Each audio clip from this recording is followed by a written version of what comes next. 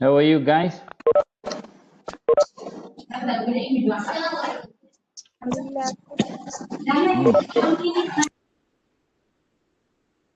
You had your dinner?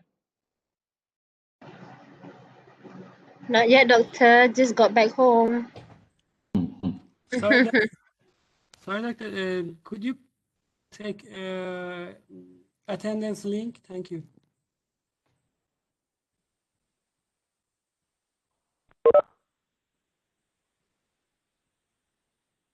The attendance, Arian, the attendance. I will provide the attendance sheet. What was that? The Google form afterwards, right towards the end. And for now, I have the name of the participants because I record the session. So don't worry about the attendance. If your name's here, so then you can claim that you attended the session. Okay, so I'll share with you the Google form provided by Dr. Benny towards the end of the session. All right. Okay, today is the second day, and we will continue the discussion. Yeah?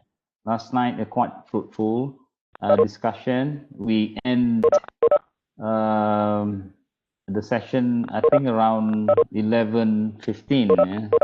Some of you still lingering around in the session until 11:15, but it's okay. Although Dr. Benny mentioned about the time, from 8 to 10:30, but it's okay. Really appreciate, and I really like to see the students so eager and so excited in discussing their concern. Yeah, so that's why. So hopefully tonight we can have a session, the same session like last night. Okay. All right. Let me continue straight away by sharing my slides. Right. For those who think that they want to turn off the video, they can do so for now. Maybe because of the data. Yeah. That's can take lots of data, so maybe can off for now. Right, let's get back to what we have discussed last night.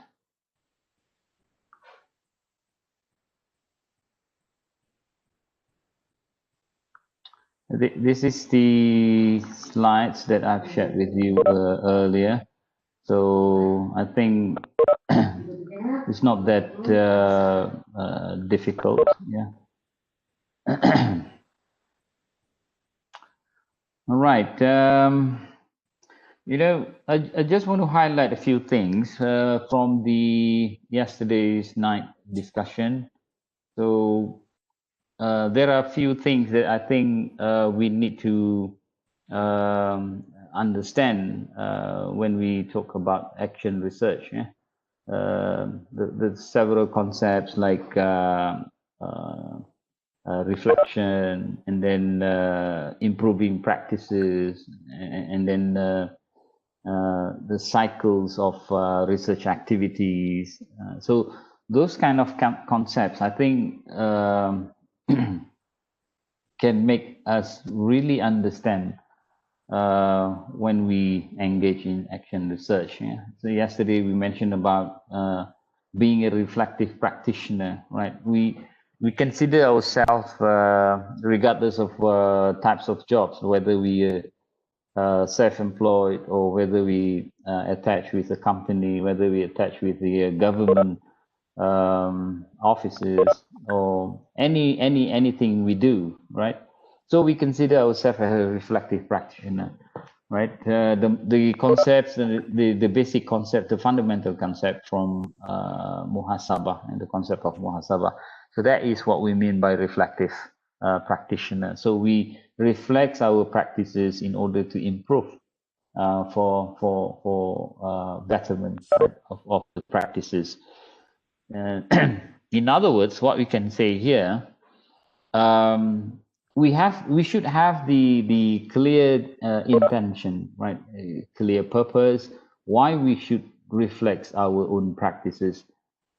That's what I think points that we have also I highlighted last night, mentioning about being honest, being sincere in reflecting our own practices, which is, I mean, easy to say, but it's really hard to implement, especially reflecting something that people always complaining about, right? They're complaining about us, and then we want to reflect about the complaints, and then eventually we find out that the complaint is related to our own practices, our own services, and then what make things worse if the complaint is related to our weaknesses. So this is human, right? Human being is always like that. So it's hard to reflect their weaknesses. What they can easily see is the strength, right? The best parts of themselves. But anyhow, in your research project, action research project, I think we have a very clear statement here saying that the purpose of engaging in the action research, right? Like this one, reflective practitioner, why we need to reflect, because the problems and the issues are dynamic. They keep changing from time to time, day to day, and then sometimes up to the level of unexpected changing. Yeah. And then subjects also the dynamic, like human being, right? They learn many things. They learn every day. They engage in learning activities, and so that's why they call human as a dynamic entity. And then the social also change, the economic activities also change. So that's why we call it as an ongoing activities, right? Just to recap that one. And last night we also shared about our personal reflection regarding what can be considered as problems or issues in our workplace, right? All right. Now today, I just want before we continue further. I mean, for tonight, I think we will make use of your research activity, your action research activity, right? Since the topic is related to the two stages, the intervention and the reflection. So we will make use of your current research activity in clarifying why they call as action research. Okay. Now, looking back to the concept, right, the action research. Now, there are two implications of action research. The first one is practical action research, and then the second one is the participatory action research. If we look at the practical action research, right, look at this one. Studying local internal practices involving individuals or team-based inquiry, focusing on the staff development, implementing a plan for action, and leading to the staff as researcher. The word staff as a researcher, this is the most interesting concept, right? Staff as a researcher. So it is a never-ending activity, a never-ending activity. Every day we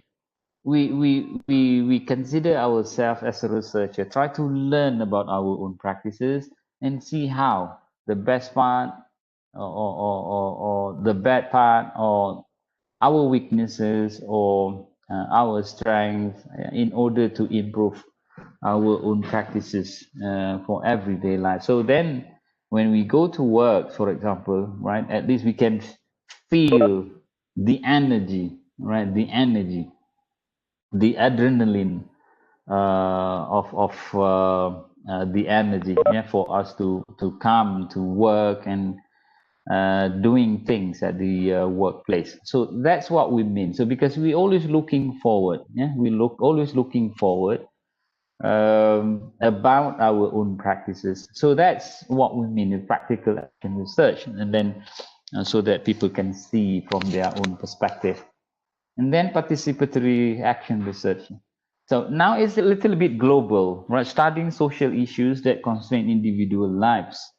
So again, emphasizing equal collaboration, focusing on life-enhancing changes, and resulting in the emancipated researchers. So this is again the word, although regardless about the types of perspective, they still consider the person or the individual as a researcher, researching about their own practices. So again, that this is, I think, quite clear about being the action researcher.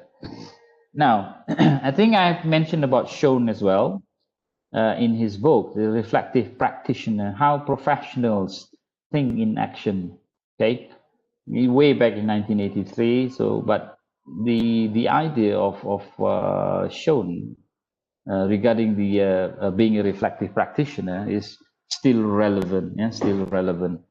Now, what Schoen mentioned about this being a reflective practitioner, work on reflection is a critical contribution. See the words there? Critical contribution in the understanding of the interface between the theory and the practice of learning. So they have two concepts here. The first one is the theory, and then the second one is the practice. How we practice, how we implement our own understanding regarding specific activities. Like, for example, maybe we have learned many things. We have learned lots about business theory. I'm not really good in this field, but I'm sure they have a specific theory, concepts, or models that people should consider when they engage in the business activities, right? So those are the theory, the concepts, the model that we have learned. But now when it comes to the real situation, the way we practice, the way we implement it into our own practices, into our own context, it might be something different, right? Might be something different, which requires some adjustment, some modification in order for us to make use of the model. So that's what they call the critical contribution to the understanding, right, between theory and practice. Otherwise, it becomes two different entity that doesn't connect it one to another. So that's why reflection in action. He mentioned about three things here: reflection in action, reflection on action, and then reflection for action. It's a very simple concept, but interesting to be explored. Like reflection in action. So he means about the individual becoming a researcher and he reflect every single practices, their daily practices. So they keep on doing the same thing, always reflecting their own practices, right? Every day, every moment. So they try to find ways, try to understand why he do things the way he do things. See, this is what he mean about reflection in action. And then the second concept is reflection on action, right? We reflect the action, right? The practices, the activity that we engage in everyday activity. So we reflect on those actions. Sometimes, like yesterday, I can't remember what was the name again? Muzalifa? Is it Muzalifa? Muzalifa, yeah. Yes, doctor. Yeah. Sorry, Muzalif, I just want to recall your example, yesterday's example. Reflection on action. So we try to reflect our action, but sometimes, you know, the tendency to reflect not to our own practices, but now we tend to look from the third party's perspective. So that's why we come to a conclusion saying that because of the customer, because of the system, because of this, because of that. So sometimes we tend to focus more on the outside boundaries of our own practices. So that's the reasons why reflection on action sometimes becomes problematic, right? Problematic. And then the third one, reflection for action. So this is what we consider in our activity. Yeah, the second one, the reflection. So when we reflect our intervention and then we try to find ways how to do action, the next level, yeah, to the next level. Yeah, those days maybe we like, for example, our system. So the process, the application processes took about like 1-2 days, right?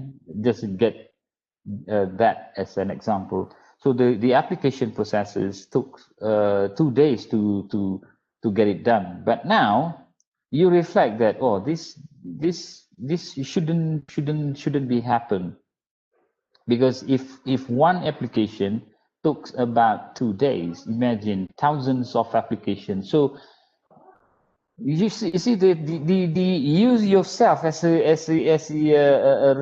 practitioner feels that you feels unhappy because you know one application takes about 2 days. Imagine if I have 1,000 applications, so how many days do I need to get the application done?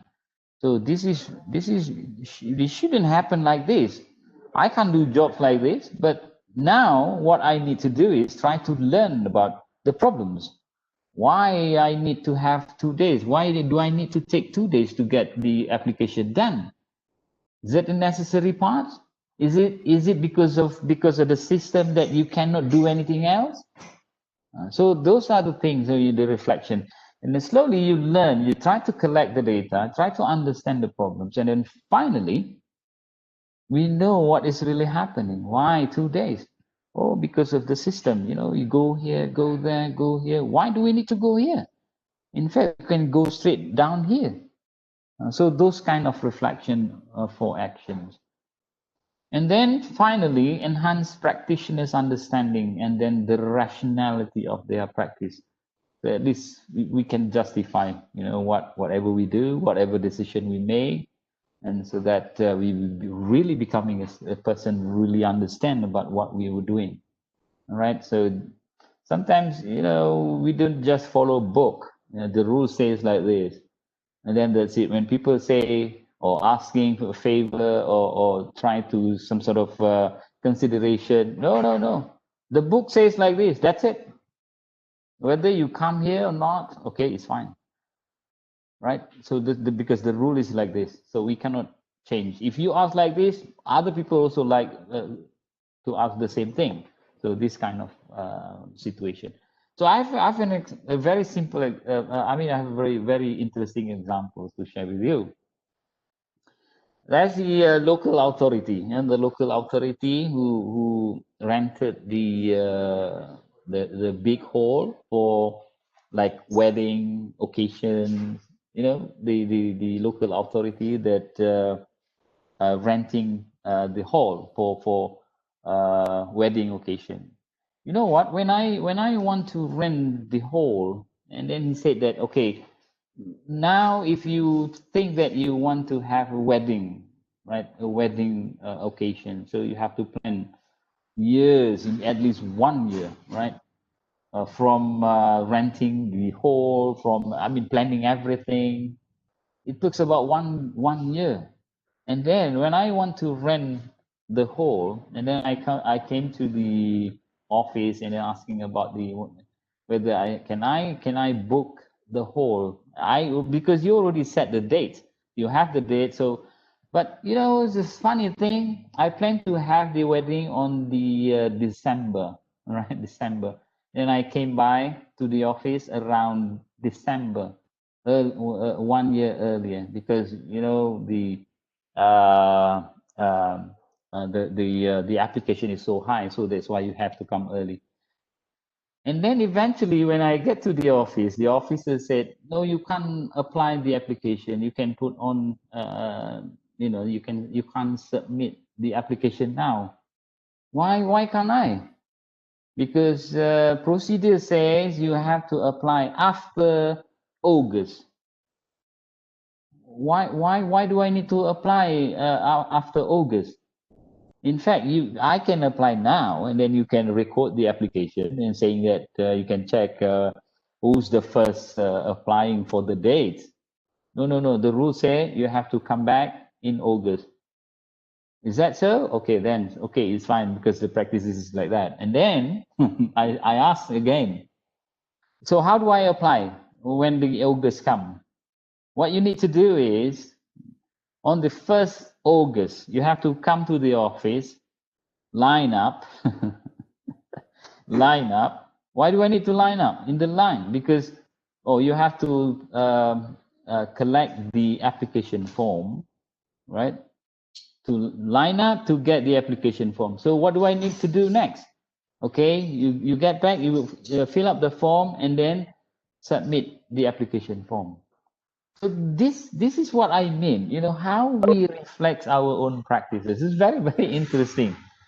And then I said, because they own the hall and they manage the hall. So what can I say? I just, okay then, although you feel frustrated, you feel unhappy, something is not right. Why you something like you make simple things complicated? Why do you need to make simple things complicated? Nowadays, you were talking about digital world, you're talking about online application, and yet I still have to come to the office in person.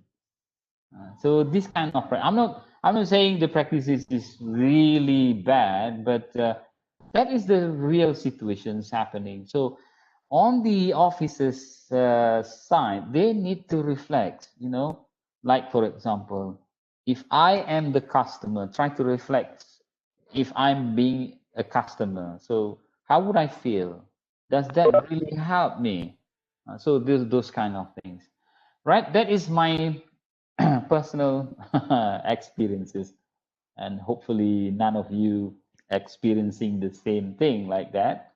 And I'm sure your places are much more better, right? Okay, any question regarding that one? I mean, how the practices, we think that our system, our practices is perfect, right? It's perfect, and then user friendly, and then always consider the customer. Customer is always the first, right? Anyone would like to comment on that?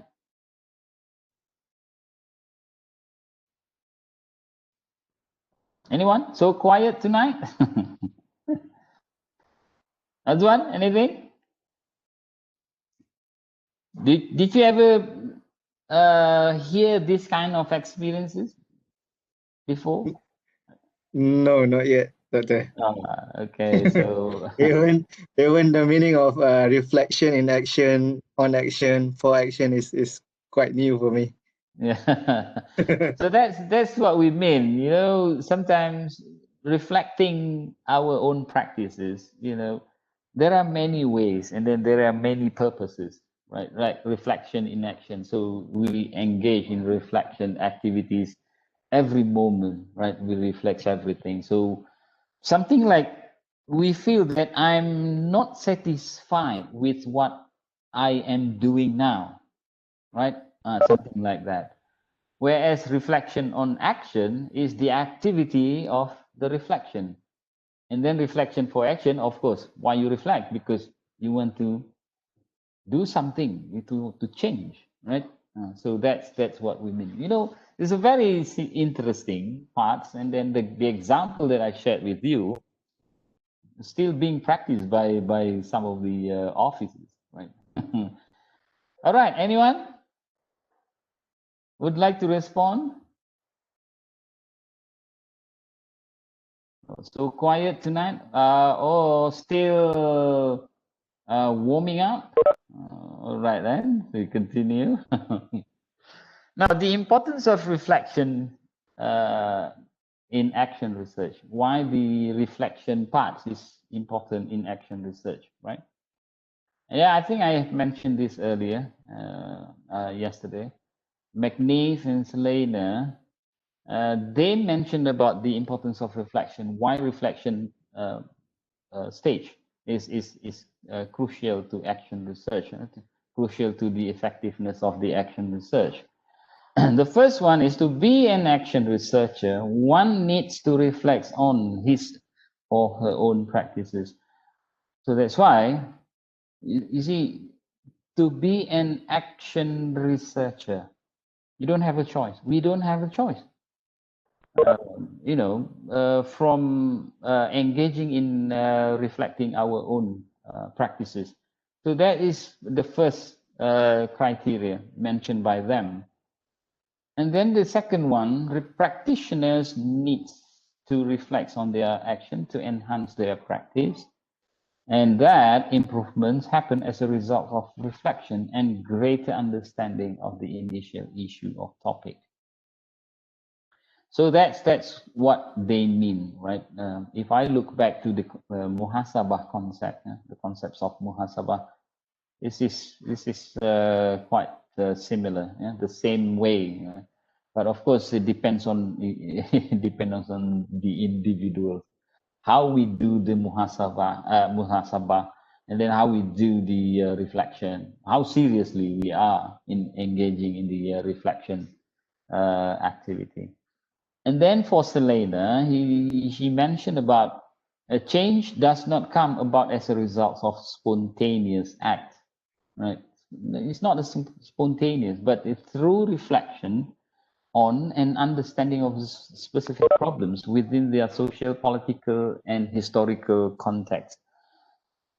Because the problems, like yesterday's examples in the medical profession, in the land offices, right? The examples, the problems always connected to the other parties, right? Like the government policies, the government laws, the government practices. They're always related to the other parties. And so we need to learn this, right? Because the problem does not really stand alone. Because although the problem is, I mean, the issues is related, I mean, within our own practices, but of course, what we're doing in our activity, daily activity, always connected to the policy makers, the decision makers, top management, and then the hierarchical of the organizational practices, those kind of things. And then for her, she mentioned about intended to generate new knowledge, solve practical issues, and to create a match between theory and practice. Again, she mentioned about connection between theory and practice. So we don't want to talk so much about the theoretical perspective. Okay, we talk to the customer. Sometimes we don't need to, right? We don't need to explain to them because we know that like the theory, the concept, they don't need to know. But what they need to know is how they can get a better services from us. So that is how we consider as the action researcher, right? And then another thing that we can highlight here, at least action research can provide us an opportunity to reflect. Again, to reflect, right? The chances for us to reflect. Right. In fact, if you don't use action research, you still can reflect yourself. But since you have to do the action research, so I think we can take this opportunity, try to learn and try to experience what we mean by these processes. And then the scope of action research provides a means to improve practices of taking action by participating in research. So to them, the word researcher is very, very crucial, right? How we consider ourselves as a researcher, which engaging in a research activity in every moment, right? So those are the concepts. It's very simple to use. Considering about two levels, the first one is the intervention and the second one is the reflection. So those two connected activities need to be understood in the similar way or in the right way. All right. Any comments and any feedbacks that you would like to say about the importance of action research, and then related to the improving practices? You know, sometimes like improving practices, it's always come back to the person. If we think that we are perfect, the system, the services that we provided, we consider that as perfect, nothing to be changed, right? And then when we talk about improving or changing, it's really hard because we have that framework of thinking, considering that our own practices is already perfect. Nothing need to be changed. So why do I need to change? Why do I need to reflect? Just carry on, right? But how we know that our services, our actions, our decision making is the best for the interest of the organization or the customer? See, that's why we consider yesterday, we mentioned about the importance of getting feedback from the customer. If we consider the problems related to the services that providing service to the customer, so comments, feedbacks from the customer is always critical, okay? Because, you know, like if we have something not right, in our activities, people won't say anything if everything is smooth, right? It's a biological sense. If you find that you go to one place, you go to one office, or you go to one shops or anything, you go there without any problems, okay? And then I don't think that you start thinking of making comments and then criticizing because everything's look perfect, right? How they serve you, how they provide all the services. So everything, this is everything what I need. So I think the service is very good, right? The service is very good. So that is how the impression that we will get from the services. But the feedback from people does not mean stopping us from improve our own practices. Although the comment, the feedback is very good, but that doesn't make us stop from reflecting the practices. Wow, everyone is happy. They comment that our services is tip top, right? First class, 5-star. That doesn't mean that we stop from reflecting the practices, right? Because considering this activity, meaning all whatever feedback that comes to us, regardless about the positive, that be positive or negative, still the activity continues, right? The activity continues. Okay. If we have a very positive feedback saying that our services is the first class, 5-star, that actually really push us further to the next level. All right. I still want to provide the best that I can be, something like that. Okay. Or we are a person that only feel happy with the comment, the feedback. Okay, the service is good. Okay, that's it. We forget about the concept, saying the this one. Yeah, we forget about this one. What is it? Yeah, we forget about this. The problems, issues are dynamic, keep on changing, right? And then the subjects are also dynamic. Okay, maybe our services can last about what, 5 years, 10 years? And then after that, if we're still happy with that practices, then we out of place. Like for example, now, maybe, when we expand the road and the road facilities in the city, so we expand from 3 lanes to 6 lanes. How long these can last, right? So they keep on going like this, and then that really make our job, our activity more interesting. Okay, and then we come to the office with this big smile on our face and always looking forward, yeah, to come to the office. Not like, wow, Monday blues, yeah. It's a concept of Monday blues. When it comes to Monday, oh man, something like that. They're really looking forward Friday. Friday because Saturday is a off day. Okay, any comments? Any feedback, please? Anyone? Yeah, one question, Doctor. All right, please.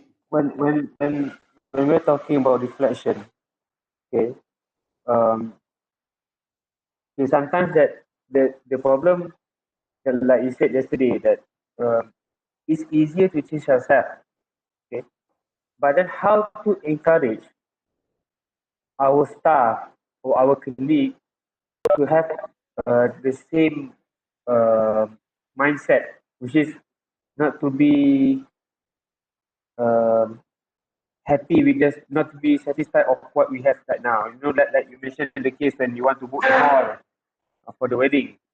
Okay, so the staff supposedly is a very simple issue that the staff themselves can see, you know, but then how to encourage this reflection among the staff. I mean, because Is that a question? Jazzy, is that a question or a statement? Look like a statement to both me. it's both, yes, both actually. Anyone would like to respond first? Munira? I'm sure this is also related to your practices, your personal experiences at workplace.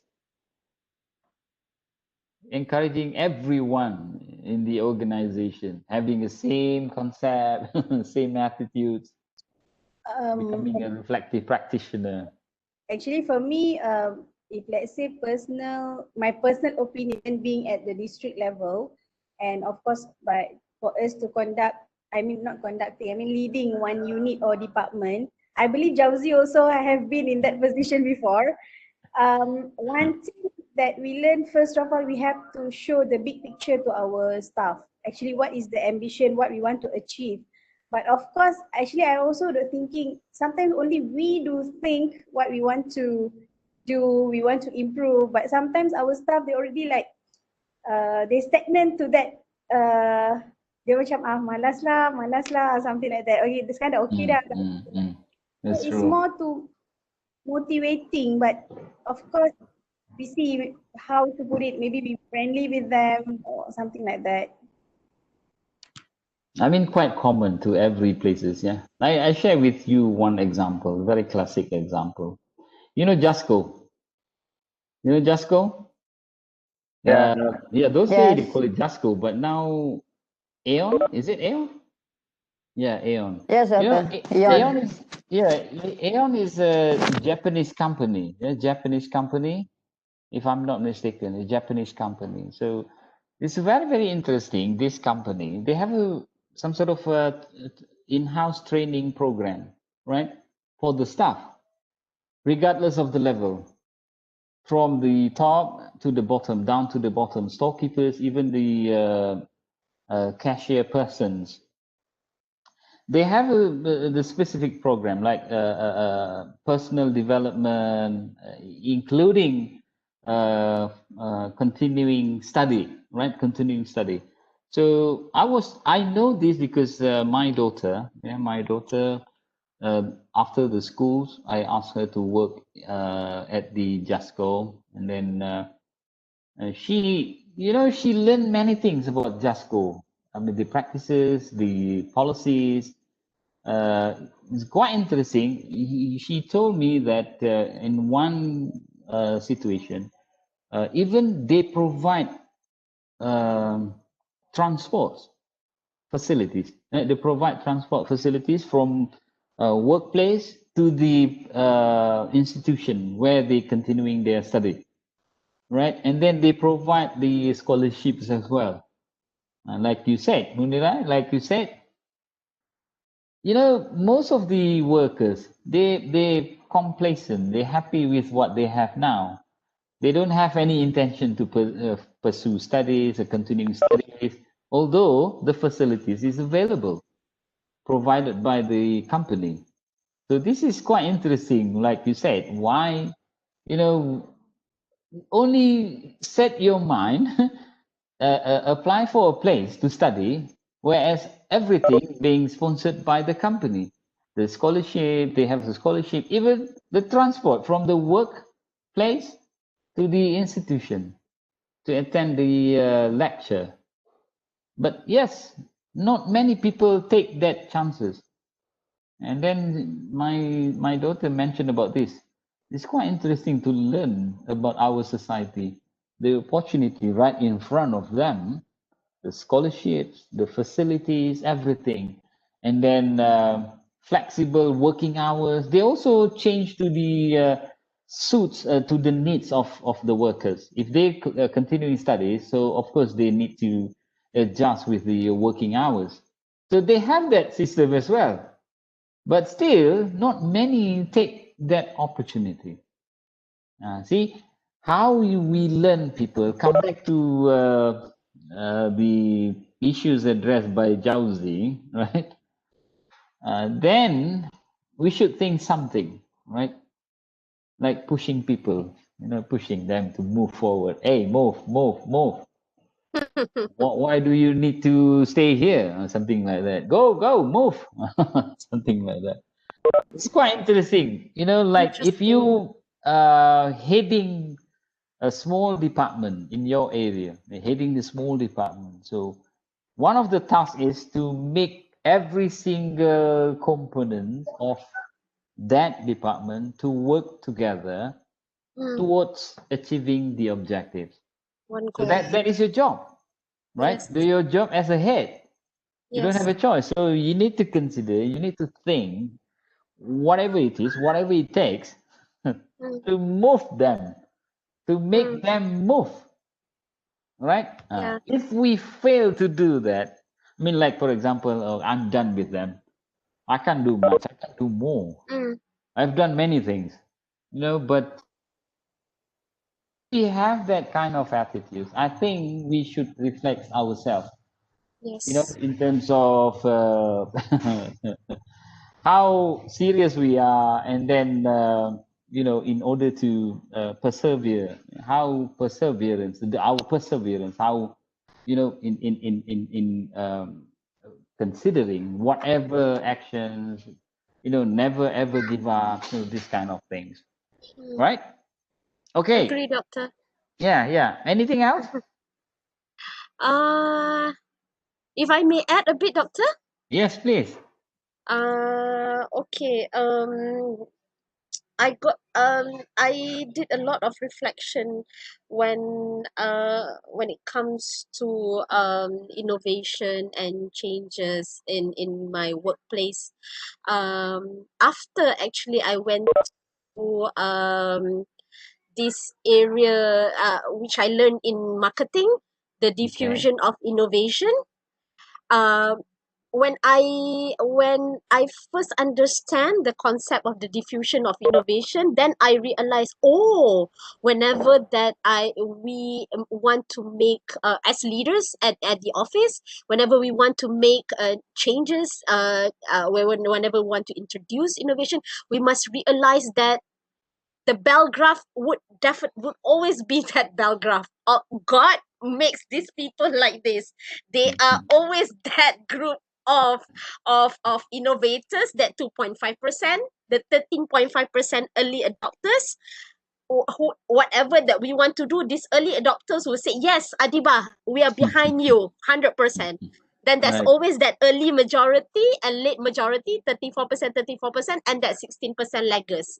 When That's I right. understand that particular, when we understand that particular law of diffusion, then anytime we want to do, like coming back to Jauzi's feedback just now, anytime you want to do, we want to introduce something new, we just have to understand that we cannot have all the 100% people to be with us, behind us as long as we get the majority, the early majority, the late majority, as well as definitely the early adopters, then we are on the right track.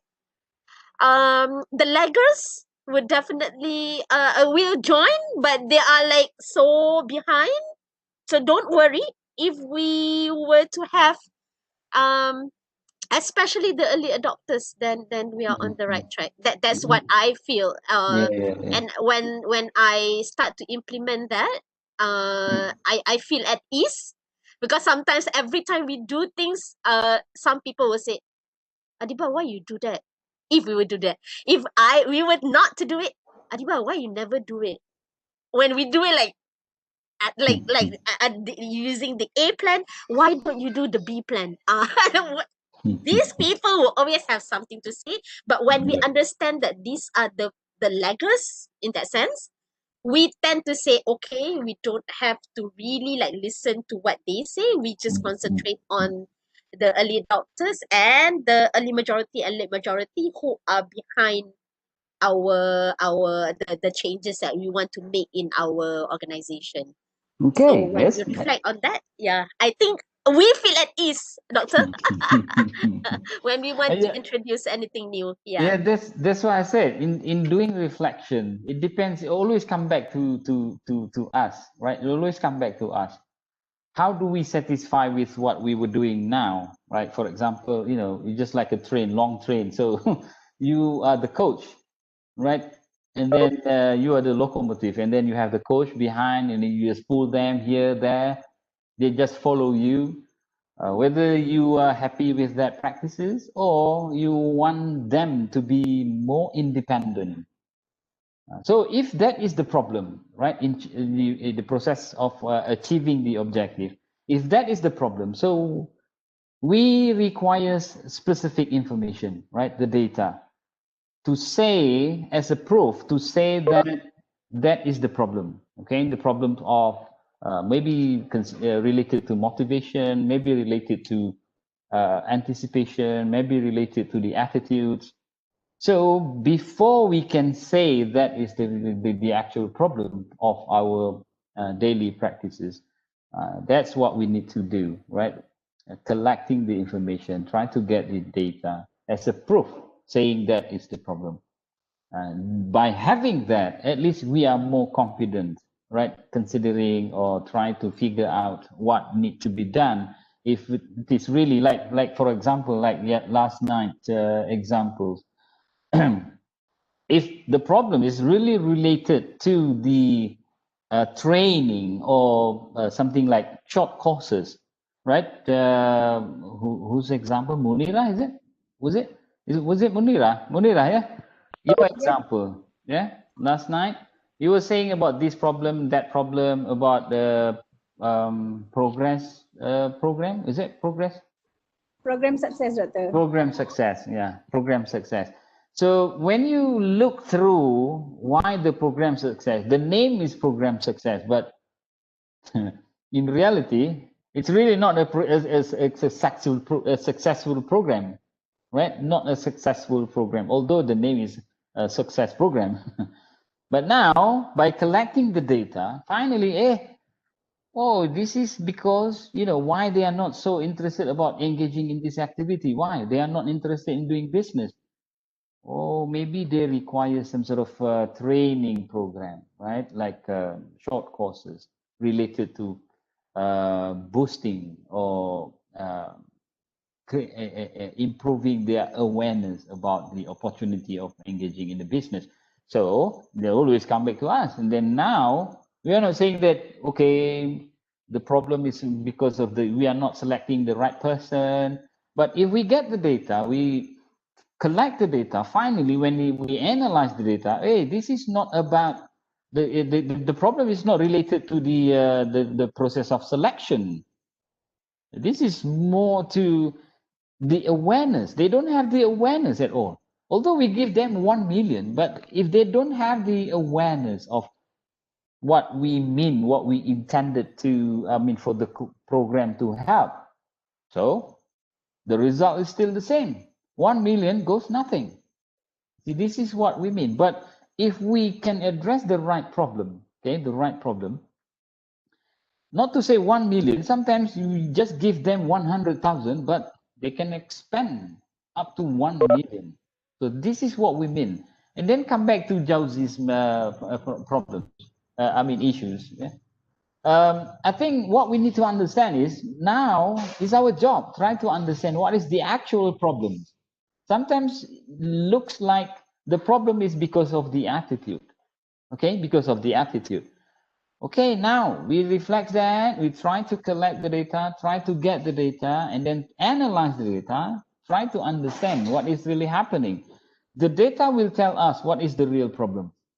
Okay, and then finally, at the beginning, we think that the problem is because of the motivation, but slowly from the analysis of the data, finally, this is because of me.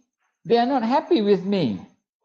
You don't even know. Sometimes, the data tells you this, the real thing. Without the data, we can simply say, maybe we can assume because of the motivation. They don't have the motivation. The satisfaction is not there. But sometimes when we look through deeply from the data that we have collected, though, finally we find out that because of, related to ourselves, because they are not happy the way we manage the department.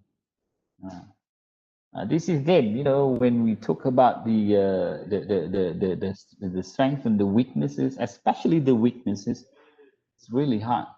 It's really hard because we're talking about our own weaknesses. Especially that's why humans so hard to say sorry, right? Saying sorry is so hard. It's not that easy. You can simply say sorry, I'm sorry, but just outside, just say the words only, but not goes. Comes from the heart, right? That's the real situation. So if I can say, in order to understand the actual problem, so we requires a lot of information, right? Lots of information. Sometimes like making sure every single component, every single individual is in the department having the same construct, the same framework of thinking, the same attitudes, the same motivation in doing or engaging in reflection in order to improve the practices. So if that is the real problem, our actual problem, then we start collecting the data, try to identify what is the main challenges of this kind of environment in our organization. Okay, sometimes our assumption may not be right after we collect the data. So that's why in research we have hypotheses, we have assumption to be proved, by collecting the data. All right? Can we say that? Sometimes we talking so much about the other people's, our subordinate, our lower level of people. But after we collect the data, hey, this is not because of them. This is because of me. That's Yes, I yes. don't know. There's sometimes, not all the time. Okay. Agree, doctor. All right then. What else? Agree with Anything? you, doctor. I do agree with Actually, you. when you say you agree with me, I don't like that. I like for you to disagree with me. To disagree. Then we can have some discussion. I agree with you because from my 10 years of working from the main office of Pejabat Setiausaha Kerajaan Negeri Sembilan to the district level Pejabat Daerah Tanah Jempol, I do face this kind of situation a lot. Yeah. Okay, what did you do until now? You said 10 years already. Are you experiencing the same thing 10 years ago than now? Yes, it is the same kind. What kind of action? All right. Okay, Muzalifa, since you already highlighted that, you said that you were there for 10 years. Okay, what kind of action that you have taken in order to improve that? Can I share what my former Yes. Timbalan Setiausaha Yes, please. Negeri Sembilan said to me. The story is I was a young officer back then in 2010.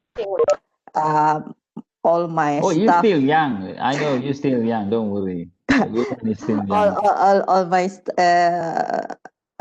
about half of my staff were missing from the office early in the morning. So the Timbalan Setiausaha said to me, "Where is your staff?" I said, "They all gone for For minum drink. pagi, for breakfast, sir." And less that I know, he actually timed the time that my staff get out from the office to have their breakfast and time the time that my staff come back to the office. It is Wow. 1 hour. Well, that's a heavy breakfast.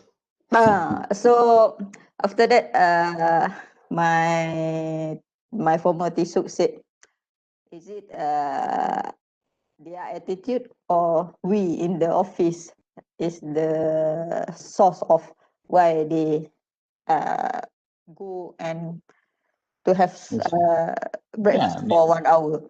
He that's right. asked I mean, it's the same situation, right? The same situation that we were discussing. he asked me to think thoroughly about that matter. Is it you, the main culprit, why the staff is going out, or is it their attitude? Okay, okay. Now, when was that? When was that? 10 years ago. 10 years ago. So does the situation change now? Or Still the same. still the same? Still the same, but I do find some penyelesaian lah, which is as a carrot and stick punya method lah. Is that the best way that you can come out with, Muzalifah? Now we interrogating her, yeah. Now, you said the problem remains for 10 years until now. So remember when we said dynamic, right? The subject is dynamic, the problem is also dynamic, the situation is dynamic. Those days they went out, like for example, for they said short break for breakfast. I think short break for breakfast around 15, 20 minutes, right? So 16, an hour. 15 to 20 minutes. The most is half an hour. Half an hour. Right? But now they still go out for a short breakfast, 15 to 20 minutes or 30 minutes. But the way they go out is different, right? Maybe they don't go out. They buy the breakfast, bring it to the table, to their workplace, but they don't do jobs. Right? They don't do jobs for half an hour. I'm now in the morning break for breakfast, half an hour. They don't do jobs, relax and then like this. See, the situation is different, Yes. but the But problem the problem same, remain the same. similar. Now, in this sense, that's why the reflection is going on, right? Keep going because, hey, last time they went out like this, one car full of people, 5 people go out for breakfast. But now they don't go out.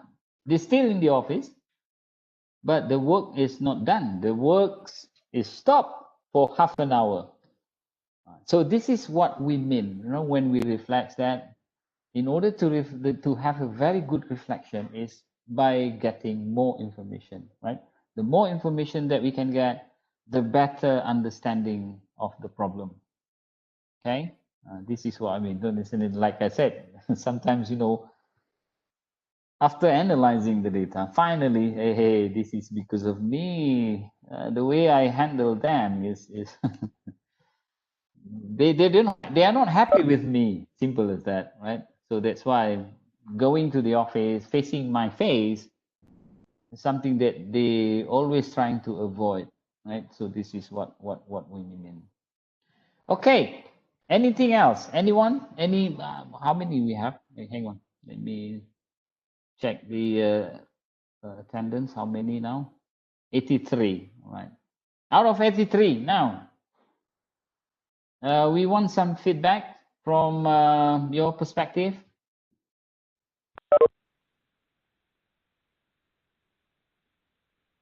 Doctor, Yes. let's say like you are, I am the problem, but I know that I'm the right person there. In the people, most of them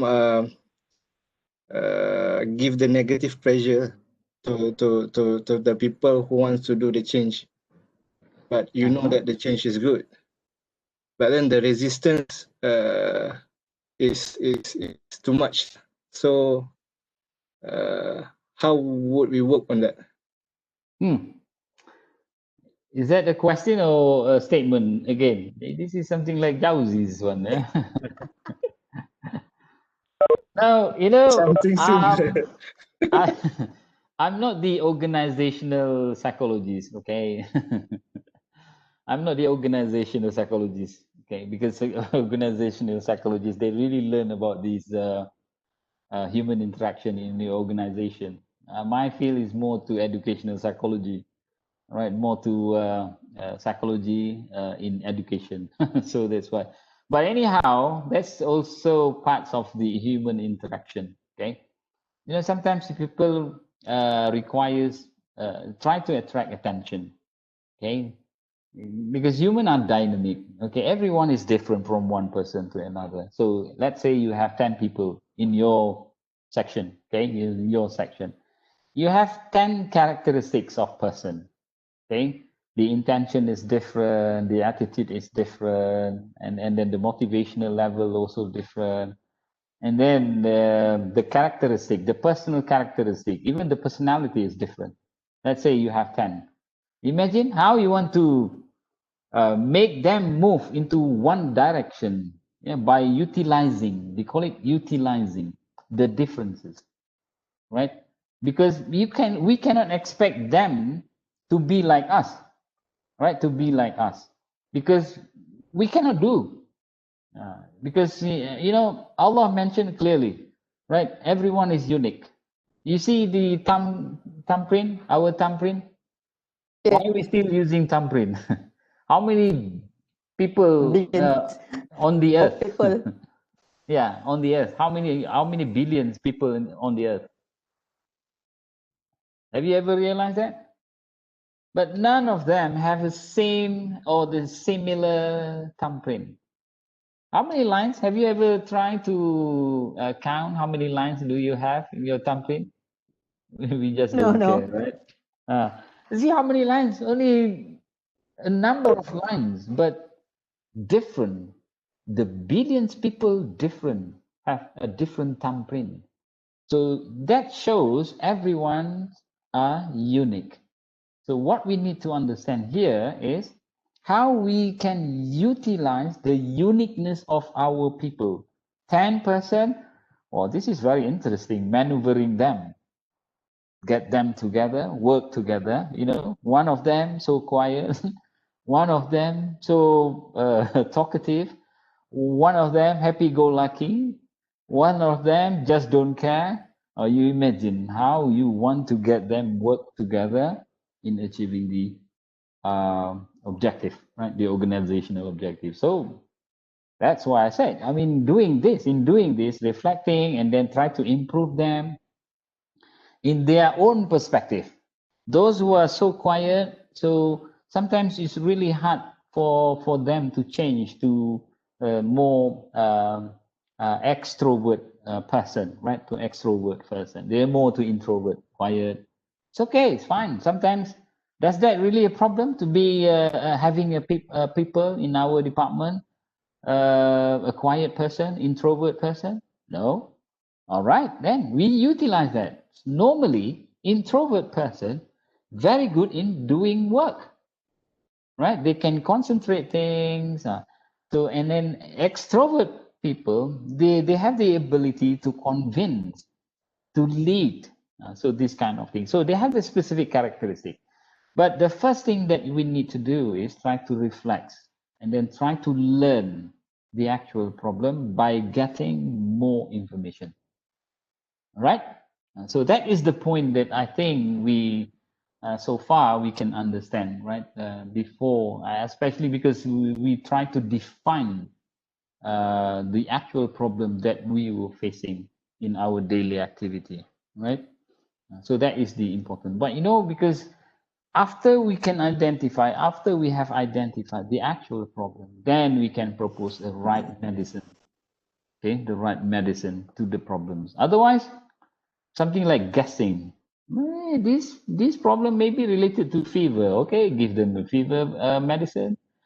Oh no, this is it doesn't work anything. So maybe they have a different problem. So it becomes like the trial and error. So that's why the problem remains so far until 10 years since 2010, but now 2020 is still the same. All right. But it's okay. But what we can say, that doesn't stop us from considering the improvement. All right. Yes. Anybody Betul. would like to respond again? Why the rest so quiet? Are you guys introvert person or what?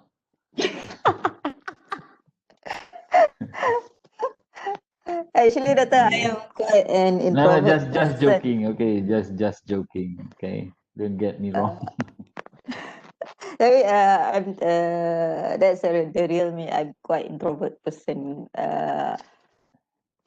You know what? I've conducted a personality test, right? I have a license for psychological testing, level A and level B, not level C, just level A and level B. So I conducted one of my tasks, the test for passing the test of doing the certificates, psychological testing level A and B.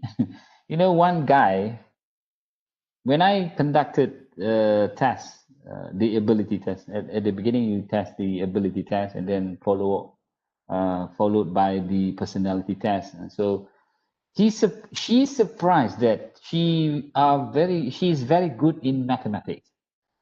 All this while she didn't know, she didn't realize that she is very good in mathematics. So when I conducted the ability test, like arithmetic, right, IQ test, everything, and then she did well in the test. Hey, I didn't know that. Something like that. So that's why sometimes you think that you are not good in mathematics, but if you look inside clearly, oh, you are very good in mathematics. Same way like Muzalifa, you said you think that you are introvert person, but in fact, if you go through the test, oh, I'm not an introvert person, and somebody like happy-go-lucky person, something like that. Could you That kind of test you that we could do on the internet, they Doctor? come to my office and a Mus, lot of itu kena tests. PM tepi, Mus. In Malaysia, we call it PM tepi. We call it PM tepi. PM tepi. It depends on what kind of test that you really interested in. Why you want to do the personality test, right? So why do you want to test the attitude test and the aptitude test? It depends on us. Doctor, Yes. this evening I just had a chat with a few of my officers. Okay. This, What about it? they said like that's why I'm asking you what kind of things that I could do online, because they said, "Cik, you are much more different than you were in the registration office. Before this, I was handling registration of lands. Okay. Now I'm in unit penguatkuasaan, enforcement unit. So Okay. they said that you are a very different person now there. So I was wondering what made me what made them said that I'm very different from that I used to be. Why don't you just go and explore that? Itulah, itu yang saya nak tahu. I would like to know.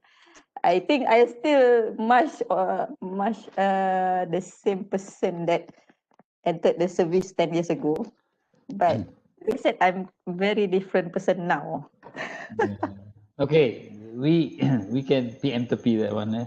You can PM to P because we were talking about reflection Doctor. and intervention. Yeah, with Arifah. Okay. So let's come back to the our business here. Doing reflection and intervention. Okay, having said about the requirement of collecting as much data as possible, right? The purpose is very simple: try to identify the actual problems, and then from there, then we can start thinking of the intervention or the action, right? The follow-up action that we need to do or we need to consider in order to improve for betterment, right? So that is the process. It's a very simple process. But of course, it requires some sort of specific activities and specific understanding how to do that. Yeah, how to do that. Okay, any more? If no, then I should continue this one. Now, let's get back to this one. Yeah, by using task 2, reflect your intervention activities. Now, we try to make use your actual intervention, right? I'm sure you have come to this stage, yeah? Intervention, considering of intervention. Okay, that's what I assume you already done or you already have. Okay, let's say your intervention. Now, look at to this one. By using the task, right? By using the task or your intervention, right? Intervention, you're considering these 5 things or 6 things, sorry. The first one is the sample and the subject, right? The samples and the subjects.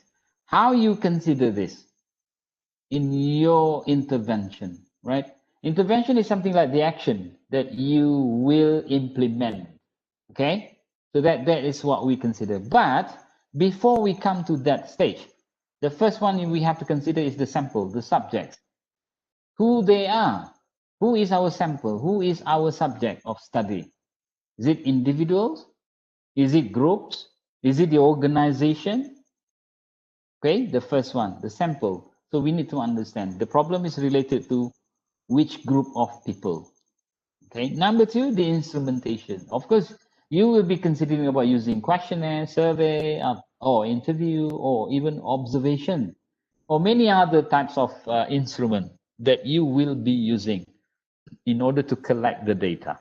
Okay, that's what you need to consider because in doing the intervention, doing the action, so the first one, before we can produce or we can propose specific action or intervention, we need to have lots of information, enough information to consider what is the real problem, what are the real problems.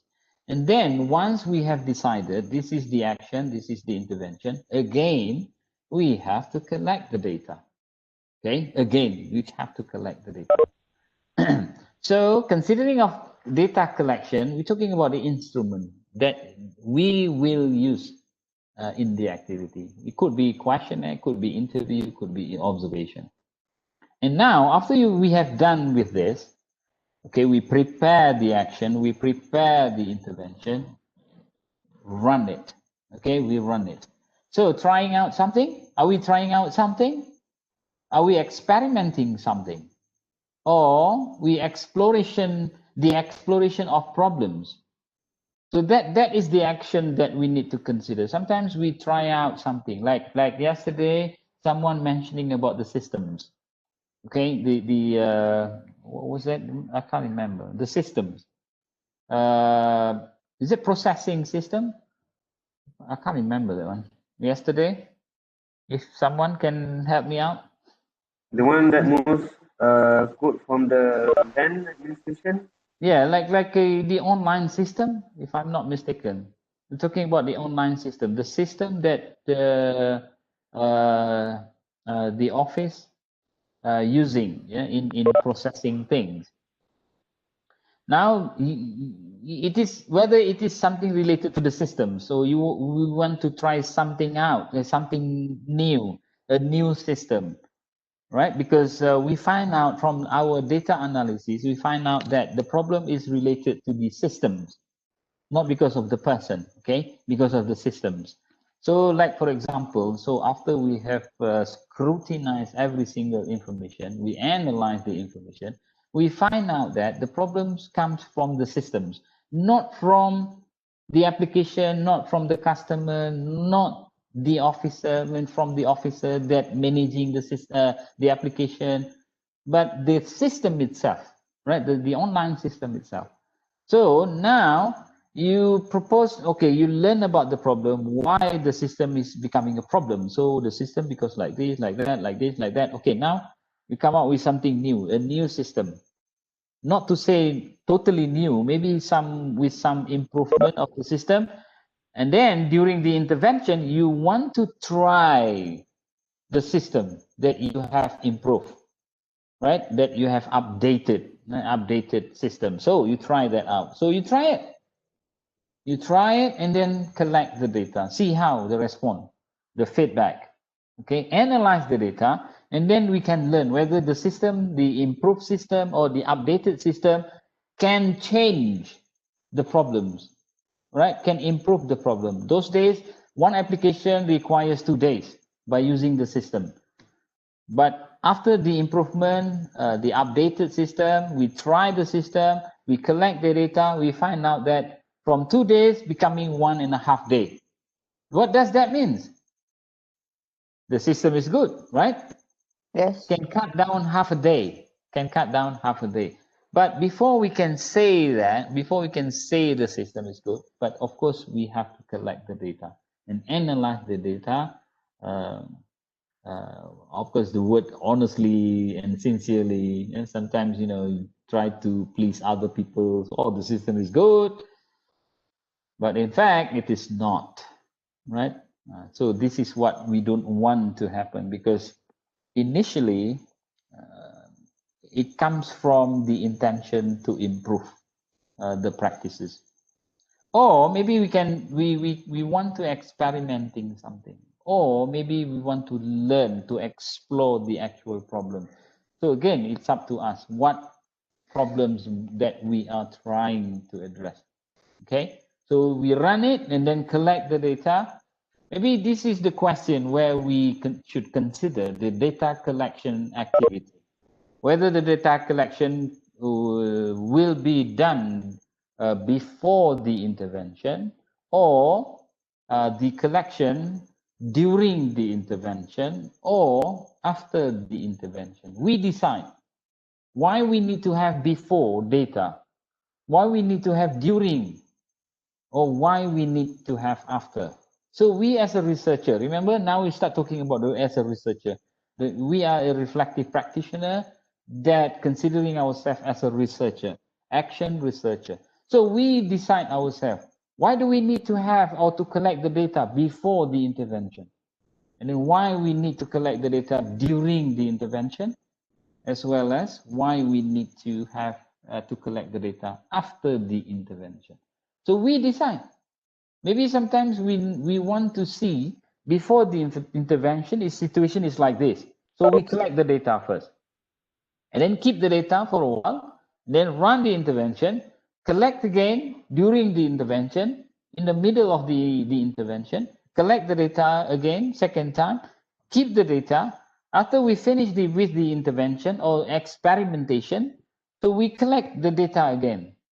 With these 3 types of data, before, during, and after, we hope that can give a lot of ideas and a lot of information, okay, regarding the intervention, regarding the experiment, or regarding with anything related to the problems that we were trying to study, okay?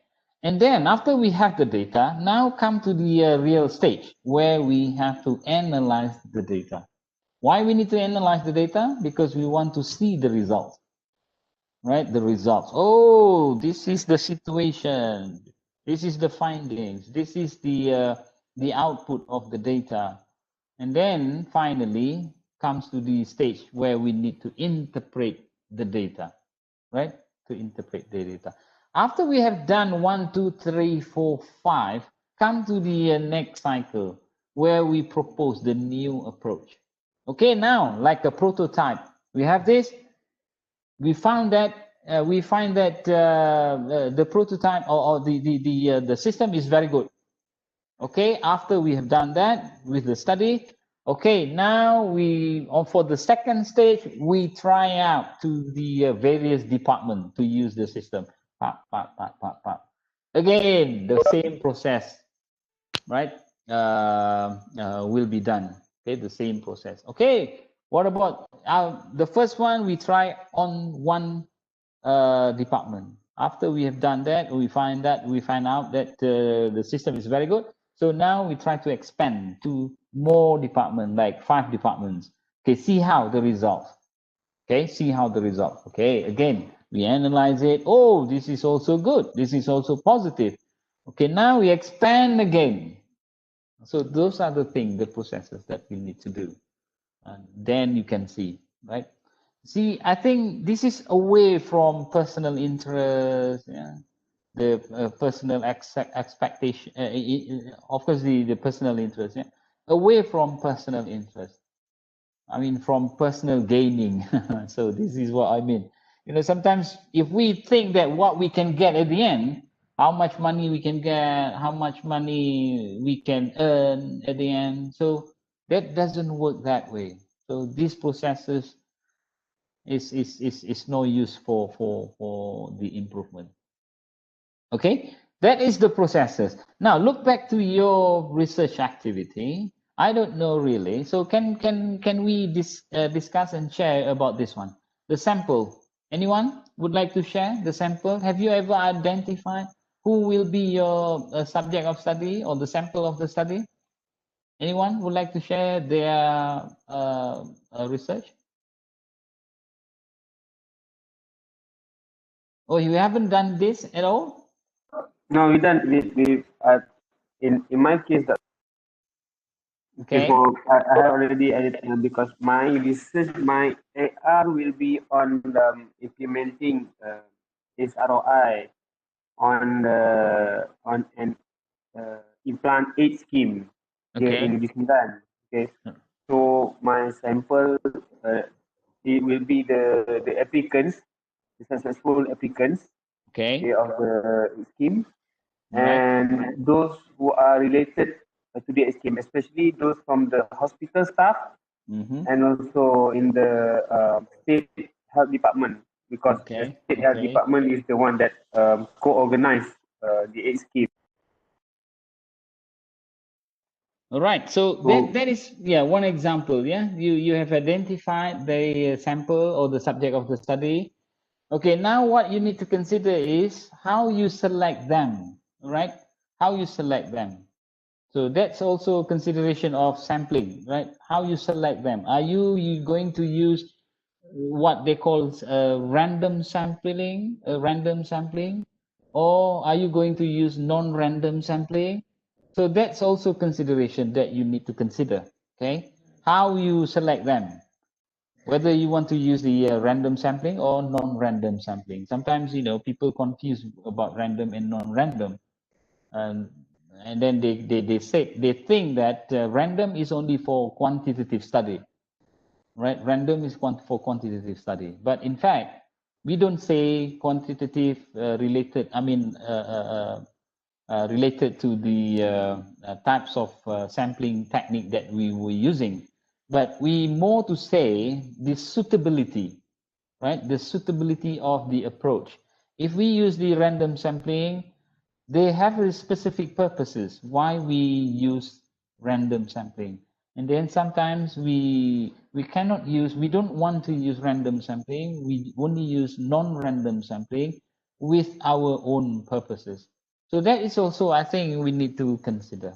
Okay, rather than you pick without considering the methods of the procedure of selection, right? The procedure of selection, because in research, any types of research, selection processes is very critical, right? It's very critical. We don't want to say like you want to learn, you want to study about the customer, right? Our customer. So like for example, you are land officers, the customer of the land offices, right? So you just select as you like. The people who came to the office, then you select them. Sometimes this is not included, right? Because this is not related. Maybe they came to the office not because of the issues of managing lands, everything, but they just came by to the office meeting friends, and then we just select them. We just give them a questionnaire. So this is sometimes can affect to the findings, our findings. All right. Any question about this sampling technique?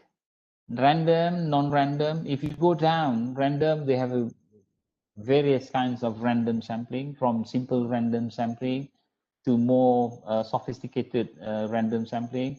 And then when you talk about non-random sampling, also they have various kinds of non-random sampling, yeah, with purposes. What we need to understand.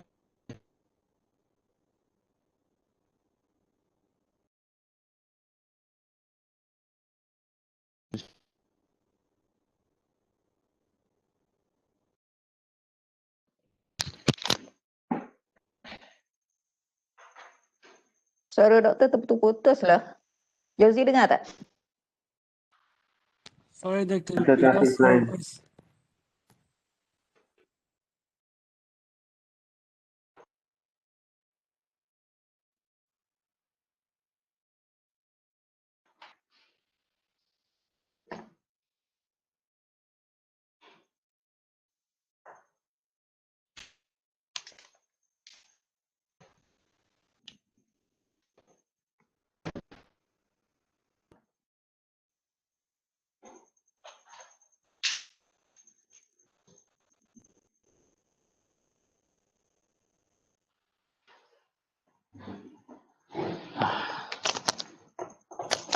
Sorry, little bit thirsty.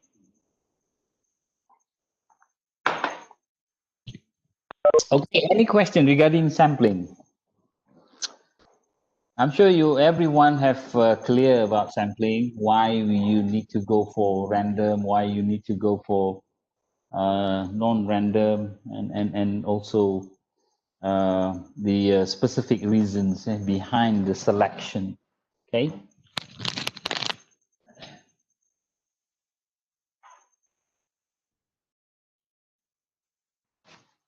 All right. Anyone? Shall we? Anyone would like to share? Jalzi mentioning about his project, about who is his subject of study. Anyone would like to share?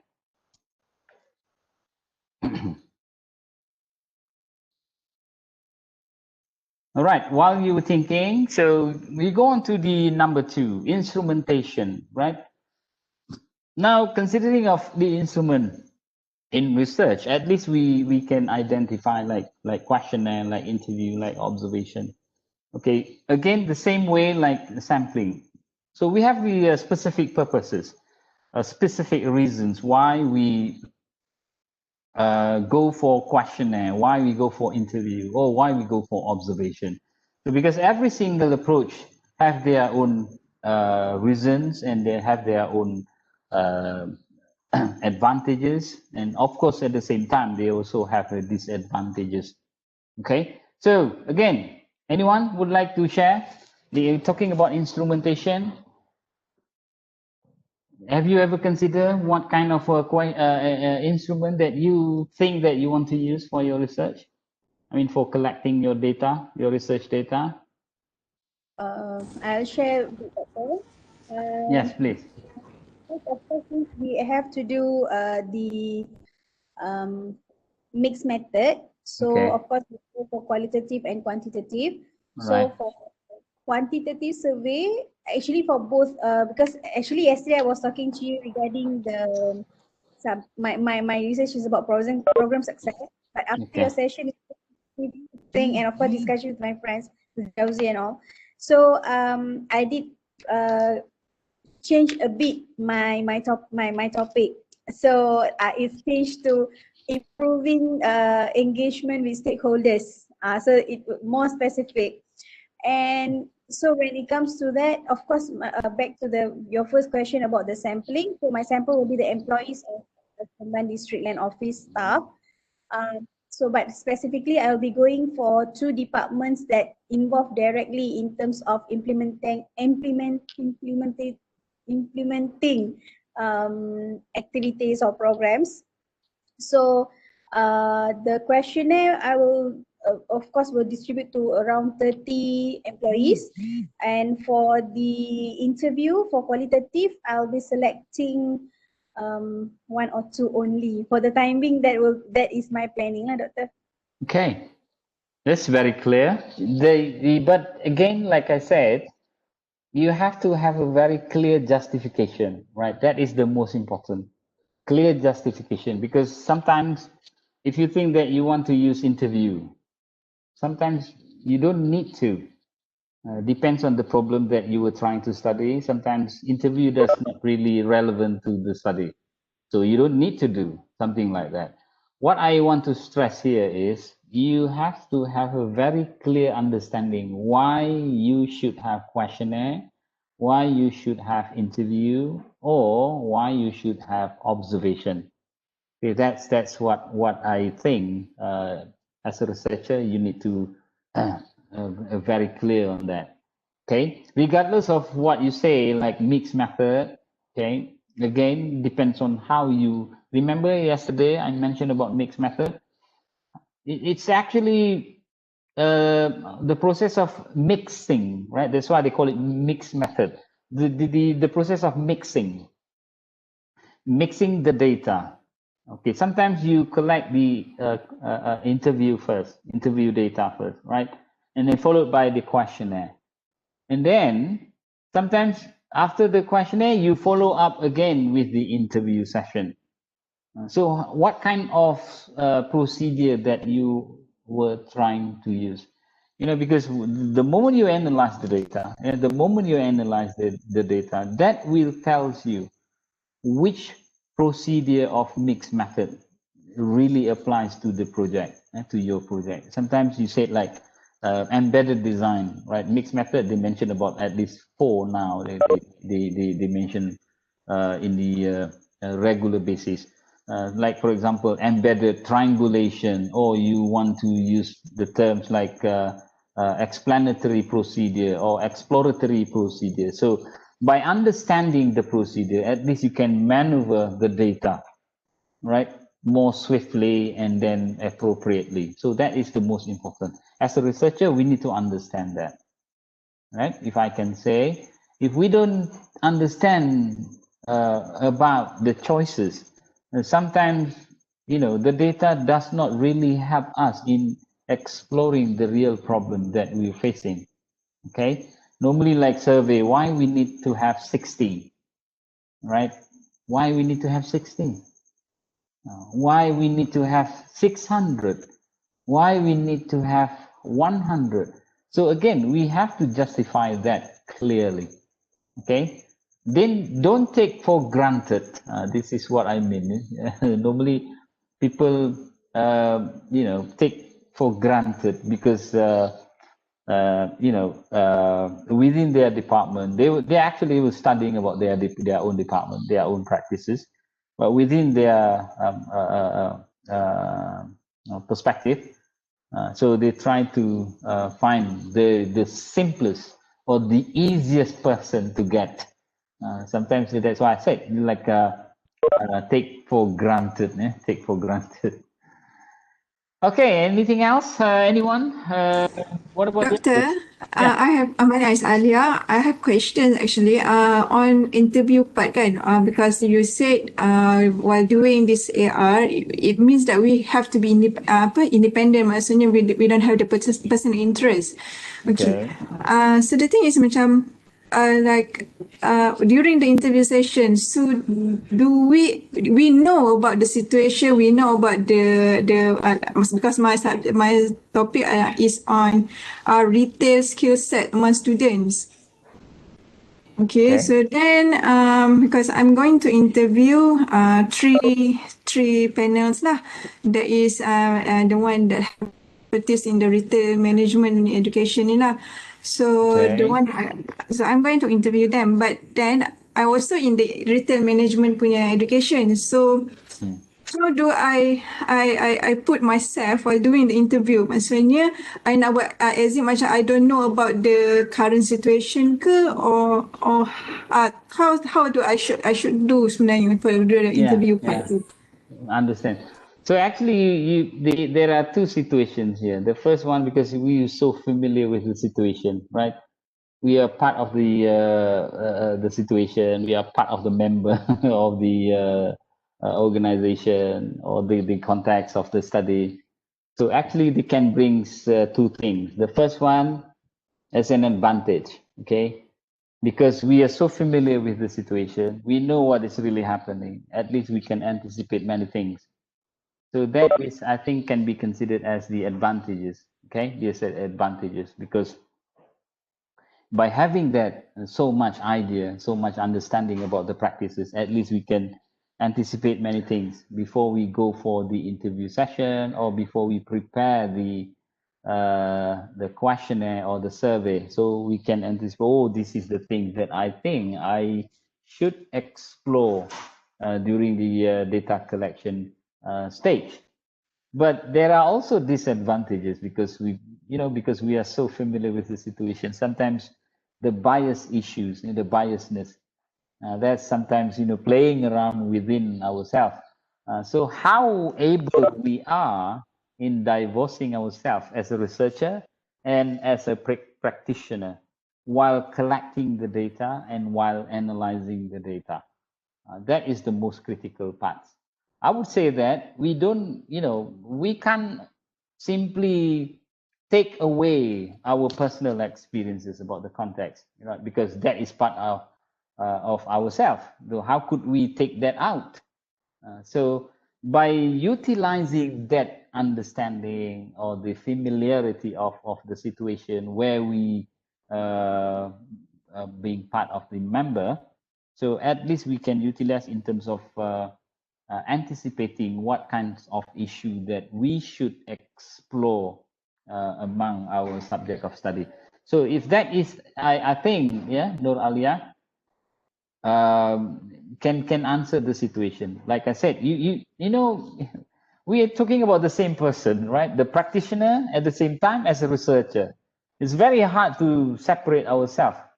One time you become like a researcher, and some other time we are the practitioner. The same way, like now, we're talking about ourselves. I'm a father. I'm also a brother. I'm also the uncle. I'm also the grandfather to my brother's grandchildren. So see, we actually like having different kinds of perspective. Okay, so in that sense, meaning we can make use of that. So, but what we need to understand is how far that can be included, right, in our research activity with some control, right, with some control. Otherwise, well, we're afraid that the issues of biasness, right, and subjectivity. Okay, is that okay, Alia? Yes, thank you very much, Doctor. Yeah. It's really hard, especially you sometimes when you questioning people, right? Like interviewing people, you interviewing the question that you already know the answer, but now you want to get from others. So this is what Yes. the situation that people always experiencing. Yeah. But anyhow, but that is the challenge, right? That is the challenge of being a Okay. researcher at the same time as a practitioner. Right. Okay, any more? In that case, doctor, Yeah. when you say that just to avoid bias, okay. So like you said that we are, because we are so familiar with the situation. Like yesterday that you said that somehow deep in we can see that expected result. Okay, so but then we wanted to try to show using data and etc. that okay, these are the result that we get. How can we avoid that bias if there are any? All right. What I can say here, yeah, at this stage, we, especially try. I mean, in order to avoid subjectivity and biasness. Okay, subjectivity and biasness. you know, what we can say, the first one is the data collection processes, right? During the data collection processes.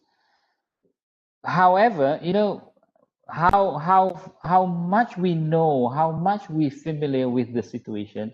Sometimes during the data collection, what we need to have, like for example, normally like when we conducting the interview, we prepare what so-called the interview protocol, right? The interview protocol is a list of questions.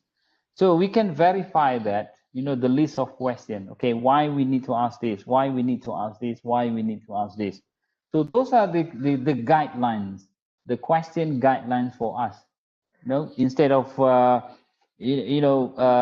asking question in the sometimes the way we asking question is also during the interview is also reflects the way we expect the answer, right? They expect the answer from the respondents. So again, what I can say, in order to avoid, sometimes this is really hard because we're talking about the same person, the researcher and then the practitioner at the same time. So actually, this is really, really tough. Even, me, myself, when I conducted my study, the same thing. I experiencing the same thing, but I will make use the procedure, the standard procedure of conducting research, like identifying or the samples and the subjects. So I will follow rigorously about the procedure, the standard procedure, right? I don't, sometimes you want to make use of your friend, your close friend, to make it easier for you to collect the data. But the procedure says like this. So I will try my best, to follow the procedure, the standard procedure, the same way during the data collection, during the data collection. So we follow rigorously about the standard procedure of data collection.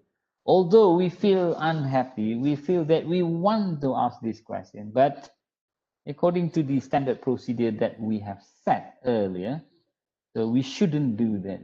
We should refrain ourselves right in that situation. At least we can refrain ourselves from being too subjective or being too inside the data collection processes.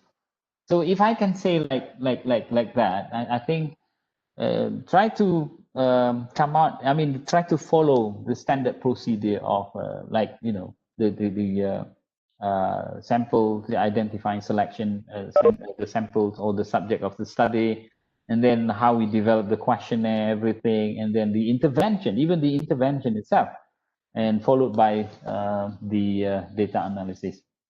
Right?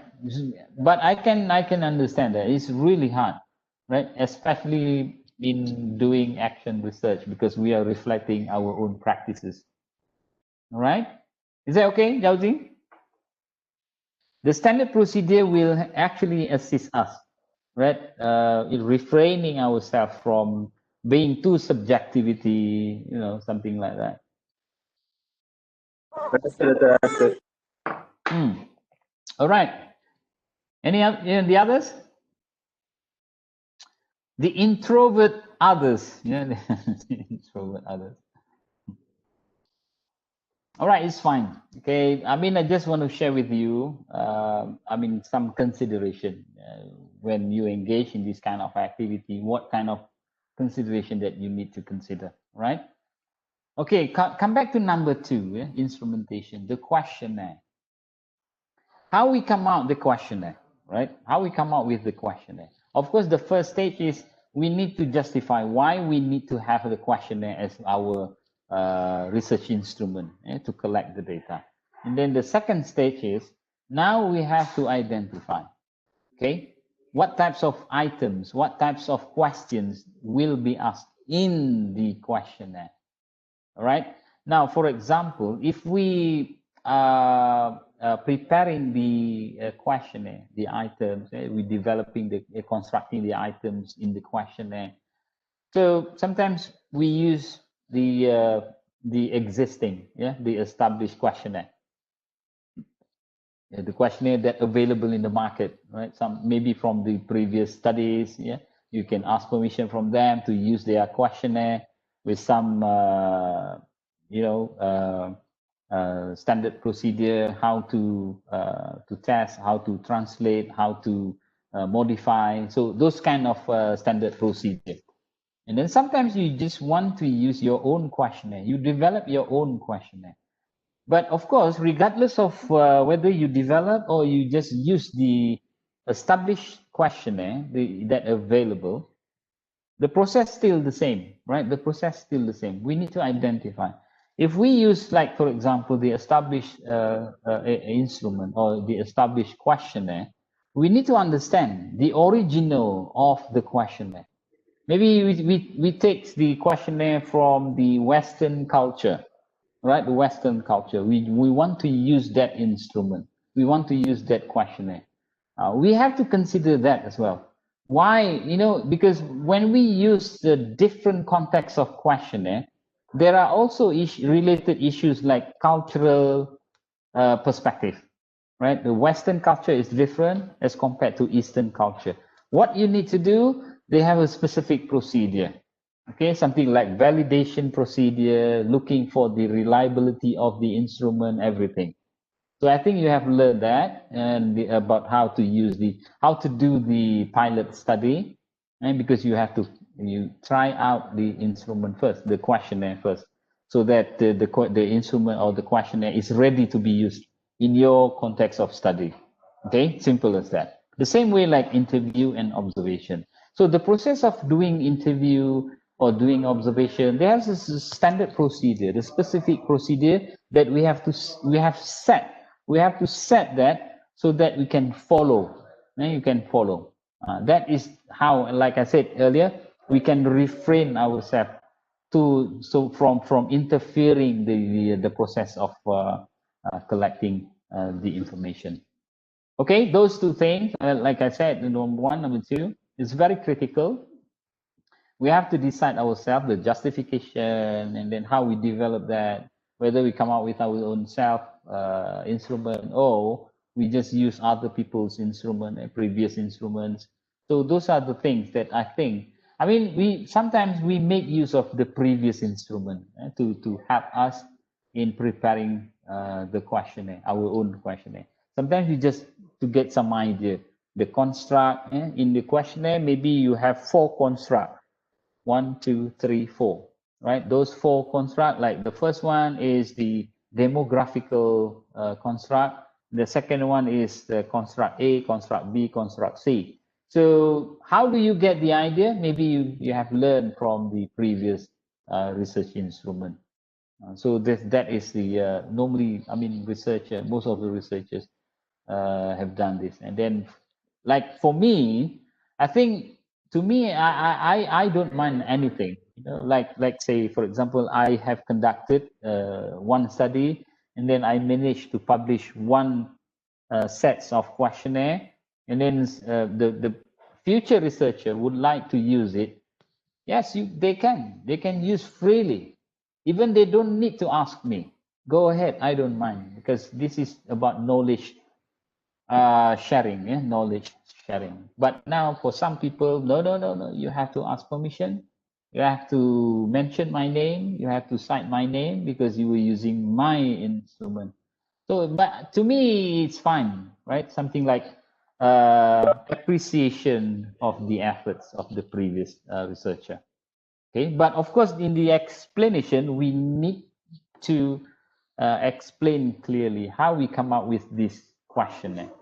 Self-develop, or we just modify, or we just adopt or adapt from the previous research instrument. All right. Any question? Doctor, I have a question. Yes, please, Liam. Okay, based on the explanation you saying just now for the questionnaire, so it's still acceptable if, let's say, I make use of the previous study instruments in terms of questionnaire, and I did a little bit, and then in the research itself, I write there adapted from is still acceptable, right? Yeah. So But like not necessarily have to follow 100% of the previous study instrument.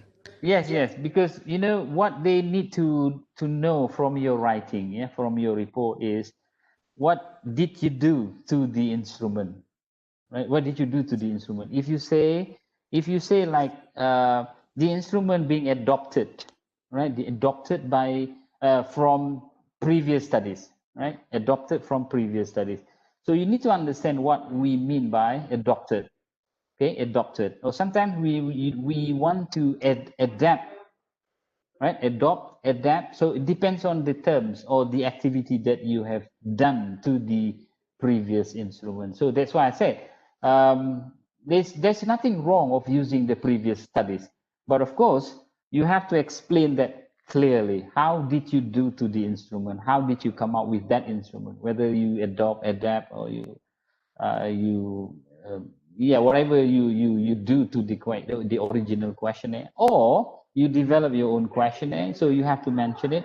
And then one part that the most important and the most critical part is the pilot study, right? The pilot study where you need to tell about how you test the instrument before it being used, right? Before it being used. So we test the instrument in terms of reliability. We test the reliability. We test the validity of the instrument. So I'm sure you have learned about the validity and reliability before. So we have to mention it in our report so that people can read through, how the researcher developed their own instrument, questionnaire. Sometimes, like you said, Lim, you want to adapt, you want to adopt, it's up to you. It depends on the researcher. But there's nothing wrong as long we cite or we quote the source, the main source, the origins of the instrument. This instrument, say for example, has been adopted from the previous studies. Then you cite the owner of the first instrument. I think should be fine. Okay. All right, Lim. Is that okay? Yes, thank you, doctor. Yeah. Anything else? The others? Now introvert become extrovert now? I would like to ask you a question. Right. Regarding with the instrumentation. Okay. Like what are samples of established instrument? Is it mostly on the research papers, or we can get it through organizational studies? I mean, private studies. All right. I mean, for nowadays, it's very easy, very simple to get. Related instrument, right? Related instruments to our research interest. You can get from the past studies, right? The article, or even from the thesis, right? From the previous thesis related. Of course, they're related to our research problem. And sometimes, from now they have a specific company, right? The company that really selling the instrument, right? Selling the instrument, research instrument. So it depends on where you get that. If you can get from from the past thesis, normally you just ask permission regarding the instrument. That saying that you ask permission to use the instrument with some modification, some this and that. And then I think they will be fine, right? They will be fine. But some, like from specific organizations, like company, right, where they sell the instrument, of course you have to pay, not just ask permission. You don't need to ask permission, but you have to pay for the instrument. That's I think. But what I can say is now it's not that difficult to get the previous instrument. I can show you very simple things, like this one. Still can see my screen, yeah? Yes, doctor. Okay, you just try some words, Azwan. What you are interested in? Anything? You try one anything, any words you interested in. Social impact, maybe. Sorry, Adiba, Social impact. what's that? Sorry. Okay, what's again? What is that again, Azwan? Social I think impact. Jazzy would Social like to. impact, right? Social impact. Just write like this. Yeah, just write like this. Questionnaire. See what we can get.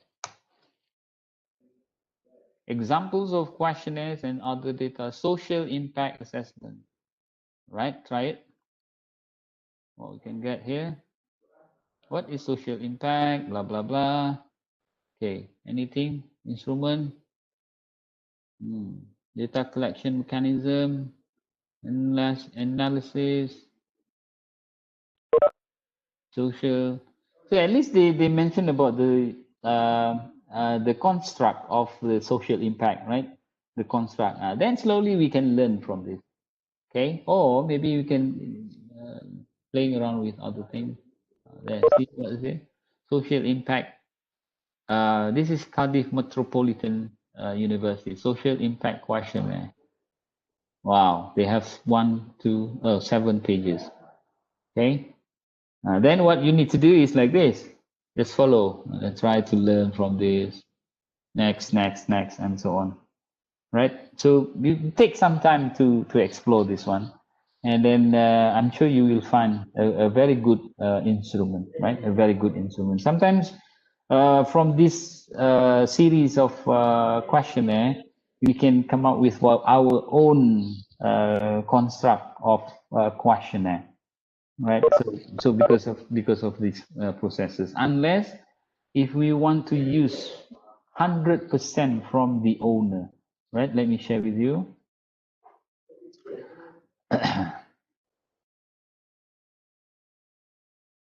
Right, this is like MBTI, MMPI, so big 5 personality test, 16 personality factor, 15 FQ. This is personality test, all these personality tests. So what you need to do is you just ask permission, right? Ask permission, and then the construct everything. So they will give you permission, and I'm sure there shouldn't be a problem, right? So how you learn about this is again, then you can come up with your own questionnaire, right? Is that okay, Azwan? Try out like this. Okay, slowly you learn. Well, what is this? Oh, right, leadership. Then you can come out. Oh, related to my research interest, and then come out. I can come out with this one. Okay. Or like this one.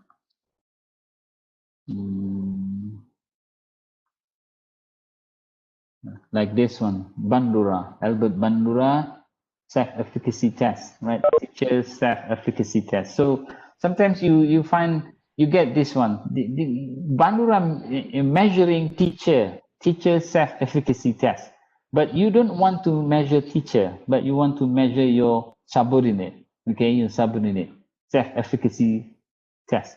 So you can maneuver this one, you can change this one if you think that if this is related to ethical consideration, maybe you can write to the owner of the instrument, because you want to make some changes about this, because this is not suitable to my context of study, so I need to change a little bit. So then I think they can give you a permission, right?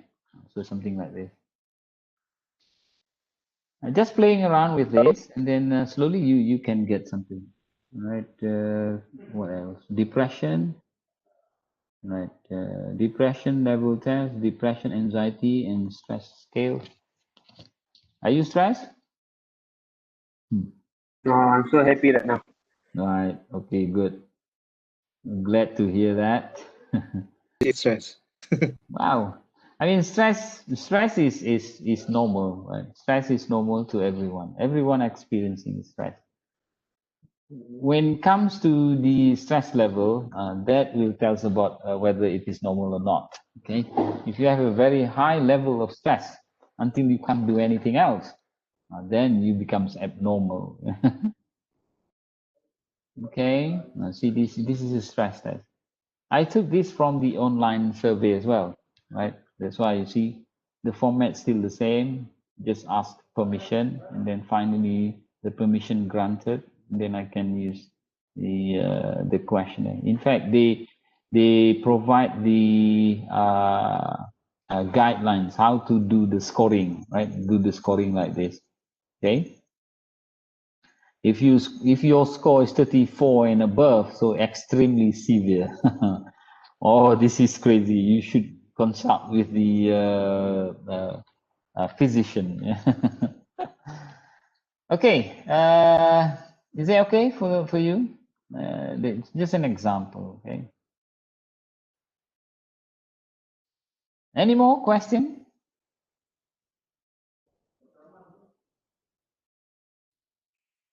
All right, looking back to this one, right? We mentioned about the instrumentation. So now we also mentioned about the intervention and data collection. Like I said before, during or after, and then after we have collect the data, we come to the stage where we need to analyze the data. It depends on the types of instrument or types of data that we have collected. If we collected the survey type, like questionnaire, right? Where they have the scale for recording their responses. So of course, like quantitative perspective. So the analysis also will be related to the quantitative data analysis. Okay, quantitative data analysis. But if we collect the information from the interview or from the observation, right? Interview and the observation. So we need to consider how we can analyze that, right? Normally in the qualitative data analysis, we consider about the content analysis, content data analysis. So it depends on the types of data, right? And then we can identify which types of data analysis that's suitable for our data, our research data. Sometimes, you know, like even in quantitative study, I'm sure you learned about the quantitative data analysis, the types of data. There are types of data, right? At least there are 4 types of data. What are those types of data in the quantitative data? Anyone who could recall? Types of data: nominal, ordinal, interval, ratio. Still remember that? Hopefully you can remember that. Okay. If not, then you can. I mean, it's fine. You can go back to your references and then you can find it. Like nominal, ordinal, interval, and ratio. So each of these type have a appropriateness of statistical analysis, right? If your data is nominal or ordinal, you cannot use the parametric test. Now we start talking about the parametric test. Hopefully you can still remember that as well. Yeah, parametric test. If your data is interval and ratio, then you can use parametric data.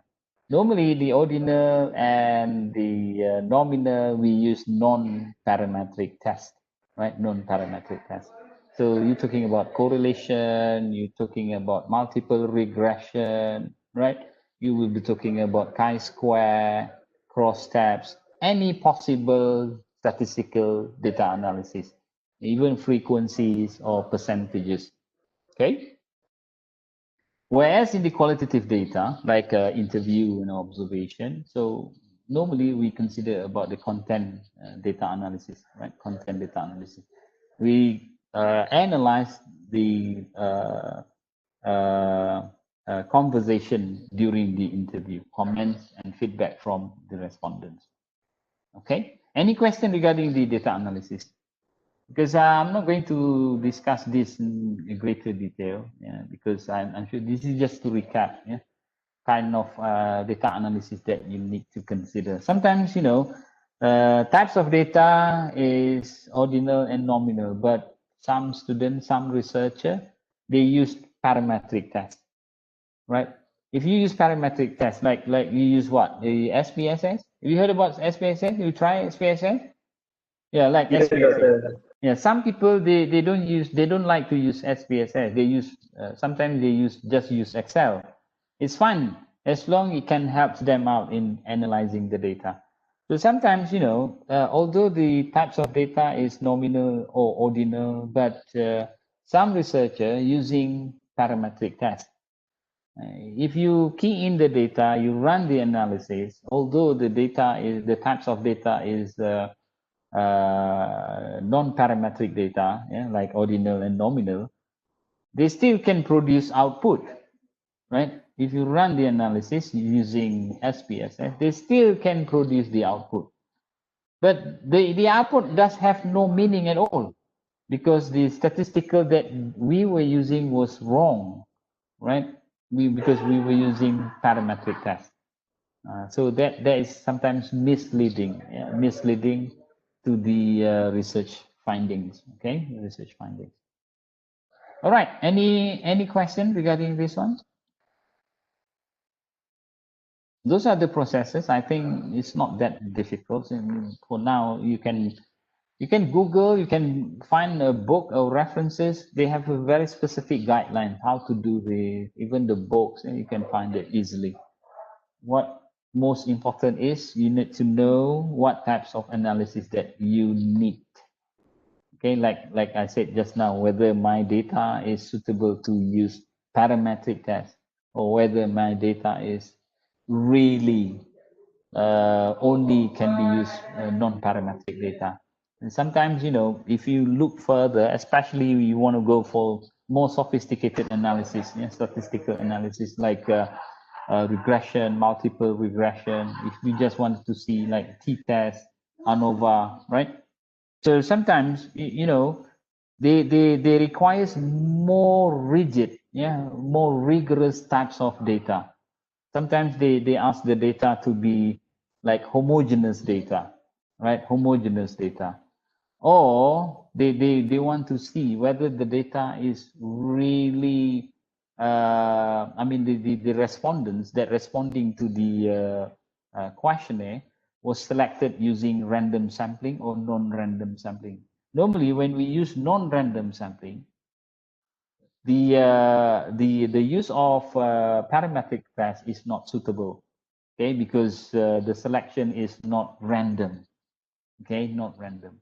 So if you use a random sampling, then the opportunity to use parametric tests. So those are the specific consideration that I think we need to understand in order to guide us, in doing this activity. All right, now the next step was interpretation. After we have done the analysis, so that's why we need to understand which one is the right data analysis for our data. If we fail to address that, and if you fail to understand that, so during the interpretation, that could mislead your findings. The findings could mislead our conclusion, right? Our conclusion. So this is what I mean. We need to understand that before we come to the next cycle, which is proposing new approach, ideas, methods, practices. Okay, so otherwise there's no use. We just follow the cycle, the spirals, but nothing changed. So that's the most important parts that we need to understand. Okay, like for example, sometimes when we say about the correlation, we're talking about strength, right? The strength of the correlation, how strong the correlation between variable A and B. Sometimes, in a statistical analysis, between plus minus one, right? Plus minus one, right? Plus minus one. If your score like R, the correlation R equal to 0.9, right? Close to 1, right? 0.9, meaning the correlation is very strong. Okay, that is a positive correlation. So the graph is different. But sometimes your data does not positive correlation. It shows negative correlation. Still 0.9, but negative 0.9, right? And so how we understand, how we interpret this correlation, okay? Negative correlation, positive correlation. We need to understand. right? Because the graph is different. If this is the way, the linear one is the positive correlation. If we look to the graph that non-linear correlation, so then we can say negative correlation. So this is kind of correlation or analysis that we need to understand, yeah, in order to help us to understand our study. At the end of the day, we want to come up with our own conclusion, right? So those are the processes. Okay, anything else? Doctor, can get your clarification? You Yes, said please. just now, right, parametric test is not suitable for non-random sample, is it? Okay, yeah. I I mean, yeah, yeah. Go on, go on. What is the non-random sample? Like for example, when we select, you know, random sampling is the simplest word in terms in explaining random is everyone have the equal chance to be selected, right? That is random, right? Like lottery. Like now we have 87 people in this group. Okay, we use simple random sampling. We put all the names inside and then we pick randomly, right? So meaning everyone have the equal chance to be selected in the study, okay, to become a sample. So that's why parametric test, I mean, if especially when we consider of using the high level of statistical analysis, sometimes they up to the level they consider about the types of how we select the respondents. Okay, how we select the respondents. If we select the respondent non-randomly, sometimes they said that this is not fulfill the requirement of parametric test, something like that. Okay, because you know non-random sampling, like you know you set the criteria. I only select these people. So because non-parametric, normally we try to generalize. Okay, parametric test. Normally we want to generalize. Okay, something like, okay, all male workers. See, this is generalization. But if we use non-random, we only select, you know, the specific people. We cannot generalize because the way we select the respondent is not open, right? It's not open. So that's why some statistical people, they mention about this one. Okay, just what I can say, you just be careful on this. Yeah, not to say it is something that dangerous, but what I can say is depends on types of analysis that you're trying to use. Yeah, right. Don't worry, just look back to the references. I think you can find it easily. Is that okay, Azwan? Yes, okay. Thank you. Yeah. Sorry, Doctor. As I Yes, Aryan. So sorry. As I understanding non-random, we use non-parametric system, and for random, we use parametric most of the time. Yeah, that's why I said it's not like absolute definition. Yeah, non-random only for non-parametric, random for parametric test. Most of the time. Yeah. So because you know sometimes it, like I said, parametric and non-parametric, it depends on the types of data. Mostly because types of data. Okay, it depends on types of your data, whether that be ordinal, whether that be nominal, whether that be interval or ratio types of data. So normally we go on this one. Okay, that's why I said sometimes, yes, sometimes some statistical analysis they also requires this, right? Requires the way we select the respondent. Okay, sometimes, but the most important part is when we talk about non-parametric and parametric tests, it depends on the types of data. Okay, so we have to identify that so that we can consider the right statistical analysis. Okay, the statistical analysis. So if we know that our data is nominal, like 1, 2, yes, no, yes, no, yes, no. So at least we know that the parametric test is not suitable. They have a specific statistical analysis and also explaining about the relationships, but in the non-parametric way, non-parametric way. So that's why we need to identify, like, clearly the type, depends on the types of data that we have. Okay, Arian? Thank you. Thank you. Like, for example, measuring correlation. If we know that our data is nominal and ordinal, right? Nominal and ordinal. So we still can measure the correlation, but the non-parametric statistical analysis for non-parametric test is Spearman, right? Spearman rule. So we use the Spearman, still measuring correlation. But if we know that our types of data, for example, interval or ratio, at least we can consider of using Pearson. So this kind of consideration, right? It's not really technical, but what I can say is we need to understand, right? Based on types of data. Okay. All right. Any more questions? Thank you. Hope this can help you in identifying the right analysis, yeah, for your research data. Whereas the qualitative, qualitative, so we consider of using content analysis, content analysis. Doctor?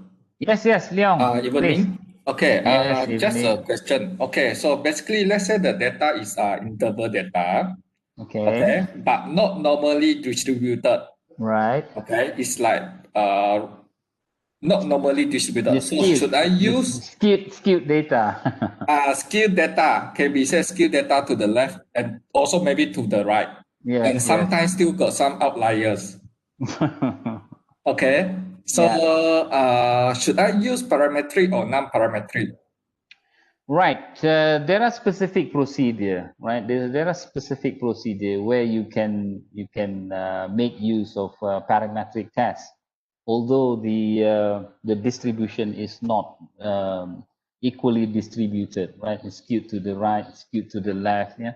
Some statistical analysis requires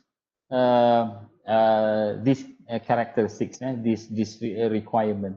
So you need to make sure that normal distribution of the data, right? So, but through the statistical analysis, we can do moderation, right? We can do moderation in order to, to find the to solve the issues of outliers and non-normal distribution data, right? So this is what statistical software or statistical analysis can do. Okay, still, but what I can say, the most important, like the basic one is depends on types of data, because if you find that it's skewed to the right, skewed to the left, sometimes it's also related to the types of instrument that we were using. Okay, it reflects to us. Sometimes that's why the at the beginning, the pilot study is very critical, right? Sometimes we just conduct one round of pilot study. Okay, that's it. We run the analysis, and sometimes people using rush model, rush model to analyze the instrument and the items of the instrument. Then you can identify at the end, before we can really confident to say our questionnaire is ready to be used. Otherwise, that's always happen. Sometimes it's skewed to the right, skewed to the left. Depends on the how we structure the items. Sometimes, the way we structure the item tend to force the respondent to choose extreme to the right or extreme to the left. Right? This is the situation that might happen until the situation come out when we analyze the data. All right, Leon? Okay, thank you. All right. Maybe we should, after this, maybe we should have another session on statistical analysis with exercises. Just a refresher. Maybe you can ask Dr. Benny afterwards. Yeah, to have. Do you have the data analysis courses after this? We have it previously, Dr. Asli. All right, all right. So what you need to do, maybe you can request Dr. Benny. Yeah? Dr. Benny, request to have another session to assist you in more practical activity instead of theoretical perspective. All right, then after we finish with this one, and then we come to the next cycle, right? Next cycle. And then finally, what I want to stress here, yeah, the importance of reflection in action research, right? Now take how many minutes do you like? Overnight, you can think about this one, yeah? How you can consider this, reflects your intervention or your action, yeah, your action. Now you can reflect at least in 4 perspectives. The first one is the practical knowledge, right? Again, of course, we actually reflecting our practical activity, right? Our personal practices. So how the findings of the study have the implication to our practical knowledge or practical practices, understanding in regards to practices, our own practices. The second one, I think what you need to consider is the theoretical implication. The theoretical implication. So sometimes when you conduct a study, you propose or you use a specific models or specific theories, right? Specific models or specific theories in order to understand the whole process of the problems that you were studying. At the end of the discussion, yeah, during the reflection, after the intervention, then you can consider this one, the implication in terms of theoretical perspective, theories that you were using at the beginning. Then how you can say whether the theories or the model still relevant, or whether the model is still applicable or need to be changed, or maybe from your study you find additional information, right, related to the theories, the existing theories or the existing models. So based on the analysis of the intervention that we have done, so finally we find out that the previous model identified 5, but now from this my study, it's not just 5.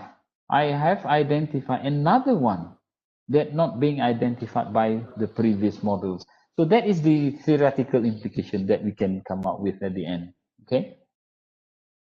And then number 3, research implication, right? Research implication. We can reflect in many ways about the research activities, from doing the sampling, identifying selection of the samples, from the research design, right? From the instrumentation, and then from the way the data being analyzed, anything related to the research activities that we have conducted, yeah, in regards to research, research, so that this can be a guidance for future researcher.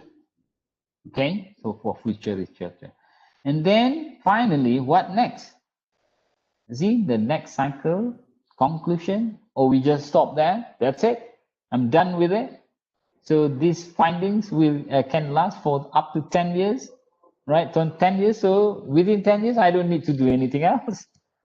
So it depends on how we see the findings in order to reflects to our practical knowledge, understanding, and practices, the theoretical perspective, and then research implication. So those are the things that I think becoming the ultimate findings ultimate findings of the project. How long do you have to complete the study? 2 semesters? The first cycle will be about around 3 months. Okay. The second cycle will also about 3 months. All right. So 6 months.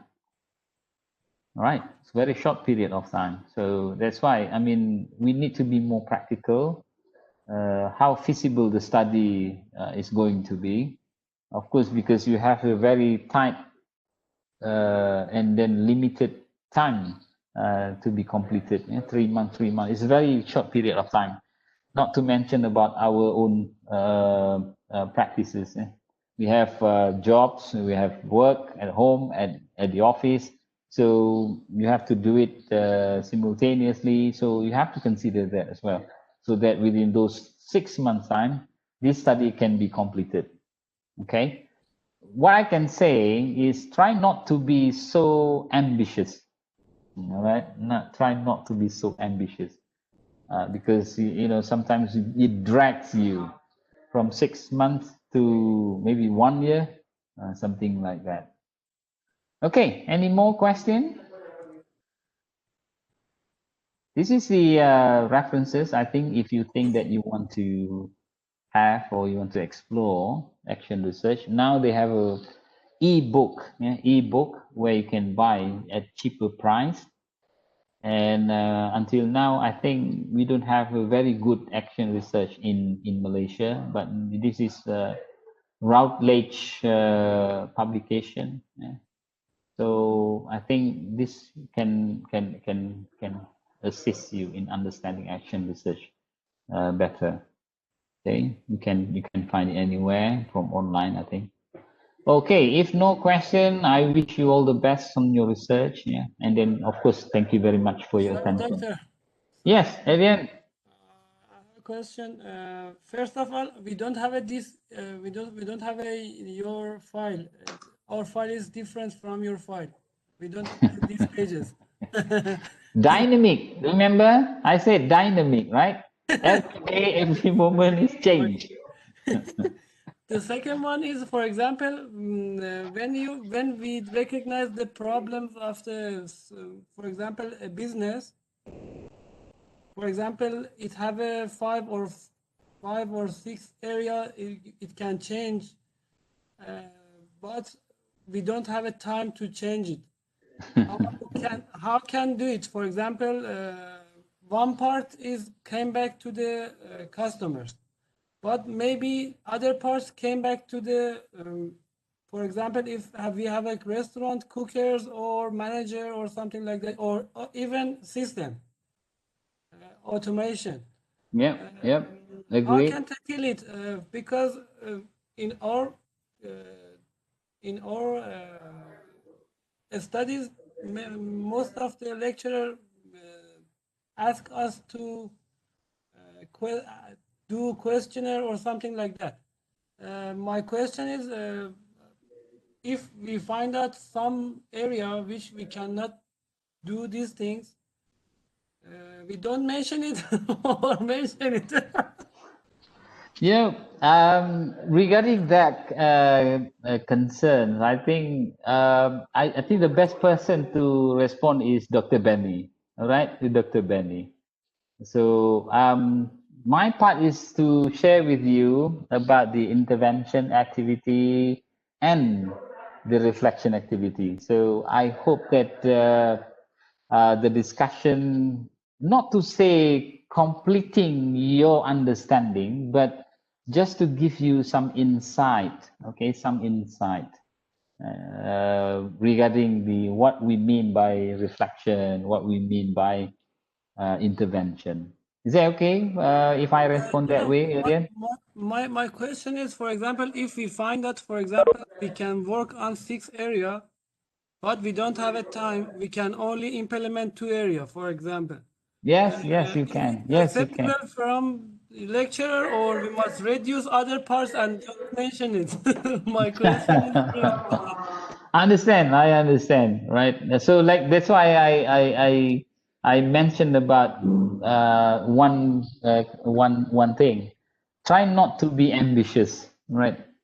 try not to be ambitious in completing the study, because if we so ambitious, sometimes we try to study a lot of things, right? A big thing, try to give a big impact. Sometimes, because like you said, you only have 6 months, three. So I think you need to be more practical, and so that you can see whether the study is feasible or not. I mean, in terms of to be completed by specific given times.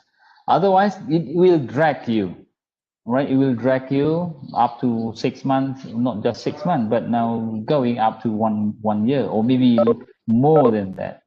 Okay, sometimes we have the tendency to do that. Is that okay, Arian? Yeah. Try, Thank you. try to find the best for you.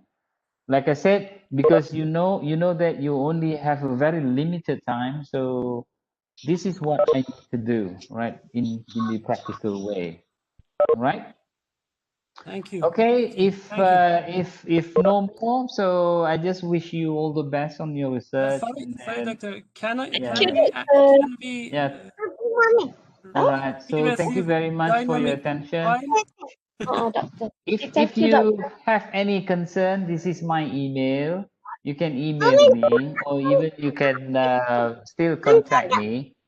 But of course, I will ask personally from Dr. Benny to withdraw from the WhatsApp group after this.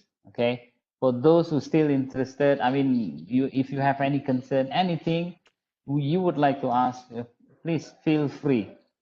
Take my number, and then you have my email here, so then we can still keep in touch. Okay. With that, I again wish you all the best, and thank you very much for your attention, and have a good rest. Yeah?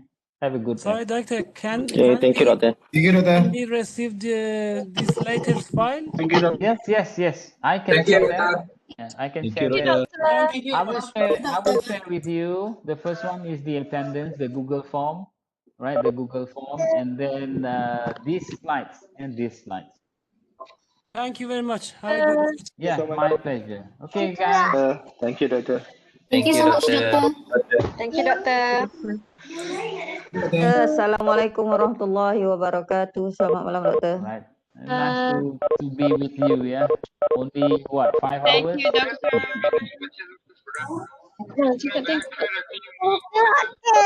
Yo. Bye bye. Thank you, doctor. Bye-bye. Bye-bye. Bye-bye. Hey, it's already 10:30. You're still awake. Thank you, doctor. Oh, yeah. Good night, doctor. Good Okay, night. bye-bye, bang. Okay. Assalamualaikum. Salam. Thank you, doctor. Assalamualaikum. Salam. Okay, bye. Thank you, doctor. Thank you, doktor. Okay. Alright. Bye-bye. Bolehlah saya pulang dari pejabat. He's still in the office. Yeah, actually because I live in ulu pedalaman, so tak ada line, doktor. Memang the Okay. whole year I need to spend my time in the office. That's a kind of sacrifices. All right, take care all. Okay, sir. Jaga diri, keep your SOP, right? Okay, thank you, doctor. All right, keep your SOP. Now we still in the situation, war situation, fighting COVID, this pandemic, COVID-19. Just take care and have a good day. Good night. Ya Allah. Bye-bye.